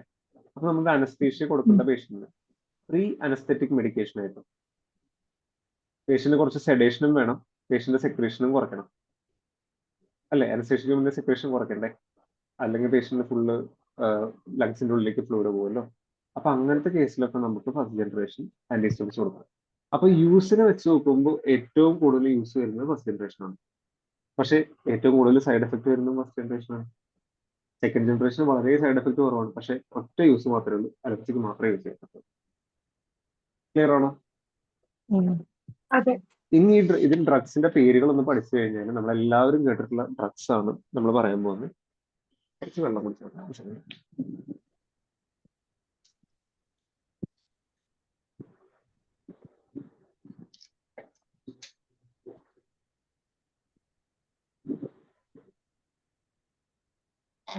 അപ്പൊ നമ്മൾ ഫസ്റ്റ് ജനറേഷൻ ഡ്രഗ്സിന്റെ പേര് നമുക്ക് ഇപ്പൊ പഠിക്കാം.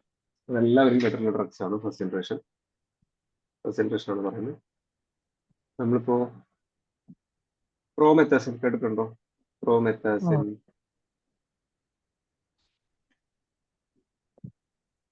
ഡൈഫെൻ ഹൈഡ്രമിൻ. ഈ പ്രോമെത്താസിൻ എന്ന് പറയുമ്പോൾ നമുക്ക് പെട്ടെന്ന് ഓർമ്മ വരില്ല, പക്ഷെ ഫെനർഗൻ എന്ന് പറഞ്ഞാൽ എല്ലാവർക്കും അറിയാം. ഫെനർഗൻ. ഈ ഡൈഫെൻ ഹൈഡ്രമിൻ എന്ന് പറയുമ്പോഴും നമ്മൾ ബെനഡ്രിൽ എന്ന് പറഞ്ഞ പേരിലാണ് നമ്മൾ കേട്ടിട്ടുള്ളത്, അല്ലെ? ഈ രണ്ട് ഡ്രഗ് എന്ന് വെച്ച് കഴിഞ്ഞാൽ ഈ രണ്ട് ഡ്രഗ്സും ഹൈലി സെഡേറ്റീവ് ആണ്. നല്ല ഉറക്കം വരുന്നത് കൊടുത്തു കഴിഞ്ഞാൽ. അപ്പൊ ഇത് നമ്മൾക്ക് യൂഷ്വലി ഈ പ്രോമെത്താസിൻ ഒക്കെ നമ്മൾ പ്രീ അനസ്തെറ്റിക് മെഡിക്കേഷൻ ആയിട്ടാണ് യൂസ് ചെയ്യുക. അനസ്തേഷ്യക്ക് മുന്നേ പേഷ്യന്റിന് കുറച്ച് ഉറക്കം വരാനും സെഡേറ്റ് ചെയ്യാനും പേഷ്യന്റ് സെക്രീഷൻ കുറയ്ക്കാൻ. മനസ്സിലാവുന്നുണ്ടോ? പക്ഷെ ഈ ഡ്രഗ്സ് ഒക്കെ അലർജിക്കും കൊടുക്കാം, മോഷൻ സിക്നസിനും കൊടുക്കാം. നമുക്ക് കഫ് ഒക്കെ ഉണ്ടെങ്കിൽ, കഫും കോൾഡ് ഒക്കെ ഉണ്ടെങ്കിൽ നമുക്ക് ജസ്റ്റ് ഒരു സെഡേറ്റീവ് ആന്റി അലർജിക്കുമാര് ഇതും കൊടുക്കാം. പക്ഷെ അതൊരു ഹൈലി സെഡേറ്റീവ് ഡ്രഗ്സ് ആണ്. നമ്മൾ കാര്യം ശ്രദ്ധിക്കണമെന്ന് വെച്ച് കഴിഞ്ഞാൽ ഈ ഫസ്റ്റ് ജനറേഷനിൽ തന്നെ ഹൈലി സെഡേറ്റീവ് ഉണ്ട്, മോഡറേറ്റ്ലി സെഡേറ്റീവ് ഉണ്ട്, ലെസ് സെഡേറ്റീവ് ഉണ്ട്. നമുക്കൊന്ന് ക്ലിനിക്കലി അറിഞ്ഞിരിക്കാനാണ്. അപ്പൊ ഈ ഹൈലി സെഡേറ്റീവ് ഡ്രഗ്സ് നമുക്കൊരു ഹെപ്പാറ്റിക് എൻകെഫലോപ്പതി ഉള്ള പേഷ്യന്റ് ഓറിയന്റേഷൻ ഒക്കെ പോയിരിക്കുക, ഹെപ്പാറ്റിക് എൻകെഫലോപ്പതി. അല്ലെങ്കിൽ പേഷ്യന്റ് കോൺഷ്യസ്നെസ് പോയ ഒരു പേഷ്യൻസ്, ആ ഒരു പേഷ്യന്റിന് നമ്മൾ ഈ ഫസ്റ്റ് ജനറേഷൻ കൊടുക്കാൻ പാടുന്നുണ്ടോ?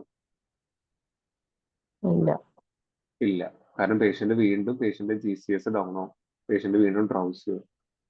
അപ്പൊ ഇങ്ങനത്തെ ഡ്രഗ്സ് നമ്മൾ GCS കുറവുള്ള പേഷ്യൻസിന് കൊടുക്കാൻ പാടില്ല. പലപ്പോഴും നമ്മൾ ശ്രദ്ധിച്ചിട്ടുണ്ടെങ്കിൽ നമ്മൾ ചിലപ്പോൾ അറിയാണ്ട് ഈ ഡ്രഗ്സ് പോകുന്നുള്ള പേഷ്യന്റ് പെട്ടെന്ന് സിക്ക് ആയിരിക്കും, നമ്മൾ ഈ ഒരു മരുന്ന് കട്ട് ചെയ്യാൻ മറന്നു പോകും. ഈ മരുന്ന് കട്ട് ചെയ്യാൻ മറന്നു കഴിഞ്ഞാൽ പേഷ്യന്റ് GCS വീണ്ടും കുറയുകയാണ്. ഇല്ല, അപ്പൊ നമ്മളൊന്ന് ആരെങ്കിലും കാണുവാണെങ്കിൽ ഇതൊന്ന് ശ്രദ്ധിച്ചോളും. ഈ ഹൈലി സെഡേറ്റീവ് ഡ്രഗ്സ് കോൺഷ്യസ്നെസ് കുറഞ്ഞ ആൾക്കാർക്കും അല്ലെങ്കിൽ നമ്മുടെ കോൺഷ്യസ്നെസ് ഇംപയർഡ് ആയിട്ടുള്ള പേഷ്യൻസിന് കൊടുക്കാൻ പാടില്ല. ഓക്കെ, അത് പഠിച്ചോ. ഇനി ഇതിൽ തന്നെ വരുന്ന ഇപ്പൊ ബെനഡ്രലിന്റെ കാര്യം പഠിച്ചു, പ്രോമെത്താസിന്റെ കാര്യം പഠിച്ചു. ഇതിന്റെ ഡോസ് നമുക്കറിയാം 25 മില്ലിഗ്രാം 50 മില്ലിഗ്രാം വരെ കൊടുക്കാൻ പറ്റും അല്ലെ. ഇനി പിന്നെ ഇതിൽ ഒരു ഡ്രഗും കൂടെ ഉണ്ട്, അത് നമ്മൾ ശ്രദ്ധിക്കണം. ഹൈഡ്രോക്സിസിൻ.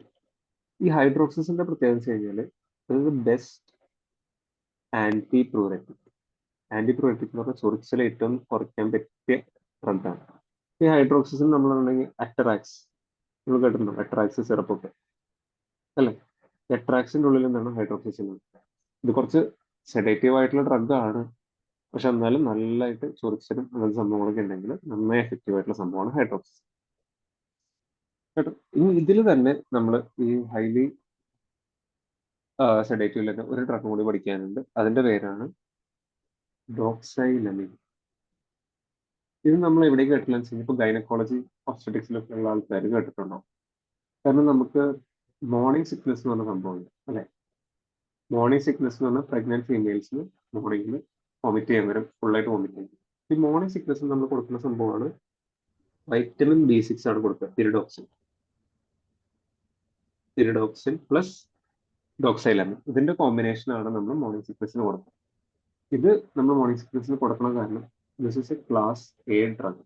അതായത് പ്രഗ്നന്റ് വുമണിന് സേഫ് ആയിട്ടുള്ള ഡ്രഗാണ്. നമുക്ക് MSET ഒന്നും നമ്മൾ ഫസ്റ്റ് ട്രൈമസ്റ്ററിൽ കൊടുക്കില്ല, കാരണം അത് ലെഫ്റ്റ് ലിപ്പും ലെഫ്റ്റ് പാലറ്റും ഒക്കെ ഉണ്ടാക്കും, ഫീറ്റസിന് അബ്നോർമാലിറ്റി ഉണ്ടാകും. അപ്പൊ ബെസ്റ്റ് ഡ്രഗ് എന്താണ് മോർണിംഗ് സിക്നസിന് കൊടുക്കുക? ചിലപ്പോൾ എക്സാമിനൊക്കെ ചോദിച്ചേക്കാം, മോർണിംഗ് സിക്നസിന് കൊടുക്കാൻ പറ്റിയിട്ട് നല്ല ഡ്രഗ് എന്താണ്? ഡോക്സൈലമിൻ പ്ലസ് വൈറ്റമിൻ B6 പിരിഡോക്സിൻ അല്ലേ, നമ്മൾ കാണുന്നതല്ലേ. ഡോസ് അറിയണമെങ്കിൽ 10 to 25 മില്ലിഗ്രാം പെർ ഓറലായിട്ട് നമ്മൾ പിരിഡോക്സിൻ കൊടുക്കും. അതേമാതിരി തന്നെ 10 to 12.5 ഒക്കെ ആയിട്ടാണ് നമ്മൾ കൊടുക്കുക. കേട്ടോ. ഇതാണ് ഹൈലി സെഡേറ്റീവ് ഡ്രഗ്സ്. ഹൈലി സെഡേറ്റീവിൽ നമ്മൾ പഠിച്ചത് എന്തൊക്കെയാണ്? പ്രോമെത്താസിൻ, ഡൈഫെൻഹൈഡ്രനേറ്റ്, ഹൈഡ്രോക്സിസിൻ, പിന്നെ ഡോക്സൈലമിൻ അല്ലേ. ഇനി നമ്മൾ മോഡറേറ്റ്ലി സെഡേറ്റീവ് പഠിക്കാനാണ്. മോഡറേറ്റ്ലി സെഡേറ്റീവ് പഠിക്കേണ്ടതാണ്. നമ്മൾ എല്ലാവരും കേട്ടിട്ടുണ്ട് സിന്നാരസിൻ. നമ്മളിപ്പോൾ മോഷൻ സിക്നസിനൊക്കെ കൂടുതൽ യൂസ് ചെയ്യുന്ന സംഭവമാണ് സിന്നാരസിൻ. നമ്മൾ ട്രാവൽ ചെയ്യുന്നതിനെക്കാട്ടും ഒരു 1 hour മുന്നിലേക്ക് സിന്നാരസിൻ കഴിച്ചു കഴിഞ്ഞാൽ നന്നായിട്ട് മോഷൻ സിക്നസ് കുറയും. കേട്ടോ. പിന്നെ നമ്മൾ യൂസ് ചെയ്യുന്ന സംഭവമാണ് ഫെനറമിൻ. ഫെനറമിൻ എല്ലാവർക്കും അറിയുന്ന ഒരു ഡ്രഗാണ്. അവൽ അല്ലെ, അലർജിക്ക് അല്ലെ, അലർജിക്ക് യൂസ് ചെയ്യുന്ന അവൽ, ഇഞ്ചക്ഷൻ അവൽ 25 to 50 മില്ലിഗ്രാം ഒക്കെ നമ്മൾ IV അല്ലെങ്കിൽ ഐറുമായിട്ട് കൊടുക്കാറില്ല. എന്തെങ്കിലും പെട്ടെന്ന് അലർജി ആയിട്ട് വരുവാണെങ്കിൽ ഇതും ഹൈഡ്രോകോർട്ടിസോൺ കൊടുക്കില്ല നമ്മൾ കൊടുക്കുക അല്ലേ. Hello. Yes, sir. Yes, sir. അതെ സാർ. അപ്പൊ നമ്മൾ മോഡറേറ്റ്ലി സെഡേറ്റീവ് സിന്നറസിൻ പഠിച്ചു, ഫെനറമിൻ പഠിച്ചു. ഇനി ലീസ്റ്റ് സെഡേറ്റീവ് ആയിട്ട് വരുന്നത് എന്താണ്? ക്ലോർഫെനിറമിൻ മാലിയേറ്റ്.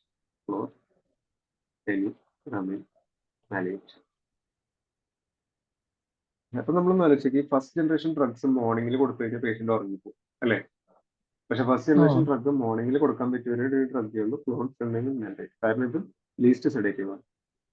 ബാക്കിയുള്ള ഡ്രഗ്സ് ഒക്കെ നമ്മൾ പ്രിഫറബിളി നൈറ്റിൽ കൊടുക്കുമെന്നല്ല. പിന്നെ ഈ ഫസ്റ്റ് ജനറേഷൻ ഡ്രഗ്സ് ഒക്കെ നമ്മൾ പേഷ്യൻസ് ഹെവി മെഷീനറി യൂസ് ചെയ്യുന്ന പേഷ്യൻസിന് കൊടുക്കില്ല, പൈലറ്റ്സിന് കൊടുക്കില്ല, ഡ്രൈവേഴ്സിന് കൊടുക്കില്ല, കാരണം ഇവർ ഉറങ്ങിപ്പോകും. കേട്ടോ. അപ്പൊ ഈ ഫസ്റ്റ് ജനറേഷന്റെ വേറെ സൈഡ് എഫക്ട്സ് എന്തൊക്കെയാണ്? Dry mouth, urinary retention, constipation. മനസ്സിലായില്ലേ? പിന്നെ സെഡേഷൻ നമ്മൾ പഠിച്ചില്ലേ? സിമ്പിൾ അല്ലേ? അതെ. ഫസ്റ്റ് ജനറേഷൻ പഠിക്കാൻ എളുപ്പമല്ലേ? ഇതൊക്കെ നമ്മൾ എല്ലാവരും കോമൺ ആയിട്ട് യൂസ് ചെയ്യുന്ന ഡ്രഗ്സ് ഒക്കെയാണ്. പ്രോവെക്സസിൻ, ഡൈഫെൻഹൈഡ്രമിൻ, ഹൈഡ്രോക്സിസിൻ, ഡോക്സൈലമിൻ. മോഡറേറ്റ്ലി സെഡേറ്റീവിൽ വരുന്നതാണ് സിന്നറസിൻ, ഫെൻറമിൻ. അവൻ ലീസ്റ്റ് സെഡേറ്റീവിൽ വരുന്നതാണ് ക്ലോർഫെൻട്രമിൻ, വാലിൻ. അതിന്റെ കൂടെ നമ്മൾ സൈഡ് എഫക്റ്റ് ആയിട്ട് ഹെവി മെഷീനറി യൂസ് ചെയ്യുന്ന ആൾക്കാർക്ക് പൈലറ്റ്സിനും ഡ്രൈവേഴ്സിനും കൊടുക്കില്ല സെഡേഷൻ കാരണം. പിന്നെ യൂറിനറി റിട്ടൻഷൻ, കോൺസ്റ്റിപ്പേഷൻ ഇതൊക്കെ ഉണ്ടാക്കും. അല്ലേ? ഇനി coming to the second generation. Second generation drugs പഠിക്കാനായിട്ട് അതും നമുക്കിപ്പോൾ നമ്മൾ വളരെ കോമൺ ആയിട്ട് യൂസ് ചെയ്യുന്ന സാധനമാണ് സിട്രസിൻ. ഞാൻ പറഞ്ഞില്ലേ സെക്കൻഡ് ജനറേഷൻ അതിന്റെ പ്രത്യേകത എന്താണ്? സെഡേഷൻ ഇല്ല അല്ലെ? അതാണല്ലോ പ്രത്യേകത. സെഡേഷൻ ഇല്ല, പക്ഷെ ആന്റി അലർജി പ്രോപ്പർട്ടി ഉണ്ട്. ഇത് ശരിയാണ്. സെക്കൻഡ് ജനറേഷനിൽ നമ്മളിപ്പോൾ നോക്കുകയാണെങ്കിൽ സെട്രസിൻ ഉണ്ട്, ലിവോസെട്രസിൻ ഉണ്ട്, എക്സോഫിനാഡിൻ ഉണ്ട്,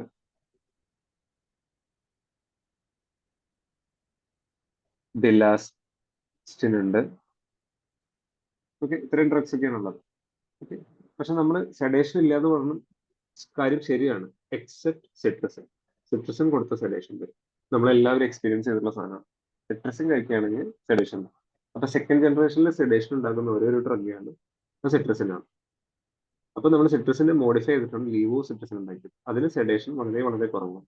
ഇതിൽ ഏറ്റവും സെഡേഷൻ കുറവുള്ള മരുന്ന് ചോദിക്കുകയാണെങ്കിൽ ഫെക്സോഫെനഡിനാണ് ഏറ്റവും സെഡേഷൻ കുറവുള്ള മരുന്ന്. ഇനിയുണ്ട് കുറച്ചുകൂടി മരുന്ന്,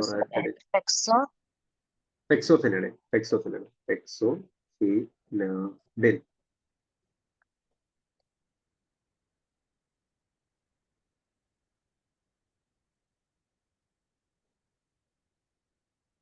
ജസ്റ്റ് ഒന്ന് ഫസ്റ്റ് ജനറേഷനും സെക്കൻഡ് ജനറേഷനും ഒന്ന് സമ്മറൈസ് ചെയ്യാവോ? ആർക്കെങ്കിലും സമ്മറൈസ് ചെയ്യാവോ? ഡ്രഗ്സിന്റെ ഫസ്റ്റ് പേര് generation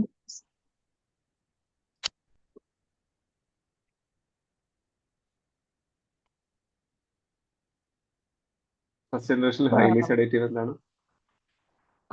ഫിനർഗാൻ, ബെനഡ്രിൽ. Both are high seductive ആണ്. ഹെപ്പാറ്റിക് എൻസെഫലോപ്പതി കോൺട്രാൻഡിക്കേറ്റഡ് ആണ്. ഇമ്പയർഡ് ലെവൽ ഓഫ് കോൺഷ്യസ് ഉള്ള ആൾക്കാർക്കും കൊടുക്കാൻ പറ്റില്ല.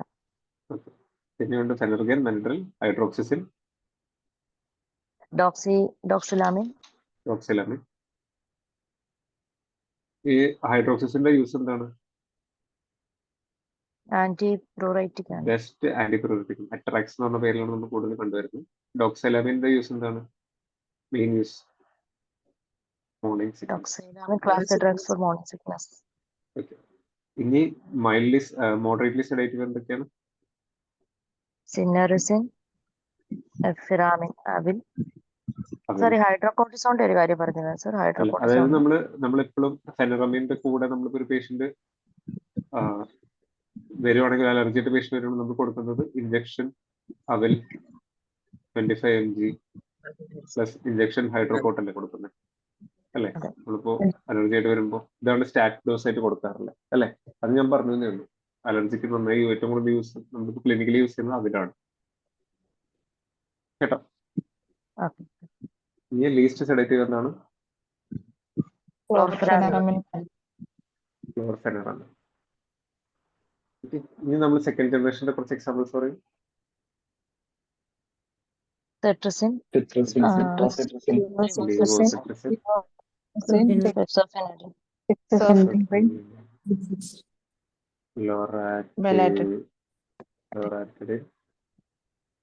ബിലാസ്റ്റിൻ, അങ്ങനെയൊക്കെ ഉണ്ട്. അപ്പൊ നമ്മൾ ഫെക്സോഫെനഡിനാണ് ലീസ്റ്റ് സെഡേറ്റീവ് ആയിട്ട് വരുന്നത്. ഇതൊന്നും കൂടാണ്ട് നമുക്കിപ്പോ കണ്ണിൽ അലർജി ഉണ്ട്, അല്ലെങ്കിൽ നമുക്ക് അലർജി റൈനൈറ്റിസ്, മൂക്കിൽ അലർജി ഉണ്ട്. അപ്പൊ നമ്മൾ കുറച്ച് ടോപ്പിക്കൽ പ്രിപ്പറേഷൻ ഉണ്ട്. ഈ സെക്കൻഡ് ജനറേഷന്റെ തന്നെ ടോപ്പിക്കൽ പ്രിപ്പറേഷൻ, അതായത് നമ്മൾ ലോക്കലി ആക്റ്റീവ് ആയിട്ടുള്ള കുറച്ച് പ്രിപ്പറേഷൻസ് ഉണ്ട് നമ്മുടെ ഐയിലും നമ്മുടെ നോസിലും ഒക്കെ യൂസ് ചെയ്യാനായിട്ട്. അപ്പൊ അതിന്റെ എക്സാമ്പിൾ ആണ് അസിലാസ്റ്റിൻ. കേട്ടിട്ടുണ്ടോ? അസിലാസ്റ്റിൻ, ഒലാപാറ്റഡിൻ ഡ്രോപ്സ്, ഒലാപാറ്റഡിൻ കേട്ടിട്ടില്ല? അസിലാസ്റ്റിൻ, ഒലാപാറ്റഡിൻ, ഇതൊക്കെയാണ് ലോക്കലി ആക്റ്റീവ് ആയിട്ടുള്ള സംഭവങ്ങൾ. അപ്പൊ ഇതിലെന്ന് വെച്ച് കഴിഞ്ഞാൽ സെഡേഷൻ ഇല്ല.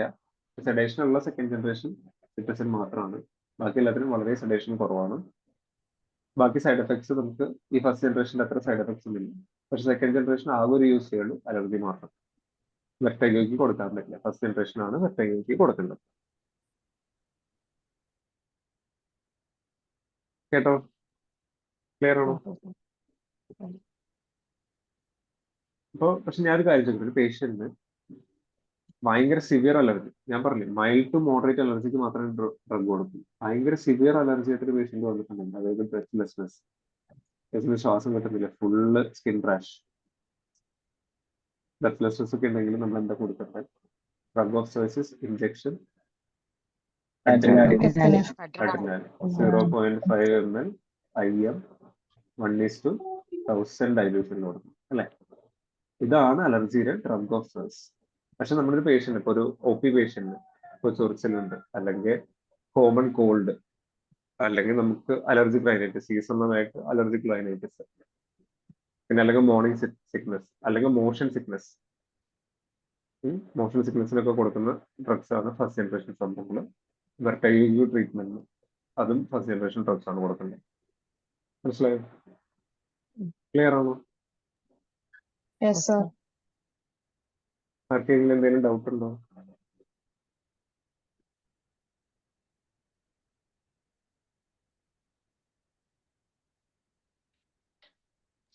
No, sir. അപ്പൊ നമുക്ക് ഇന്നത്തെ സെഷൻ വൈൻഡ് ചെയ്യാം. അതിന്റെ പേര് Sir. Thank you, sir. Thank you, sir. Thank you very much, sir. Thank you, sir. Thank you, sir.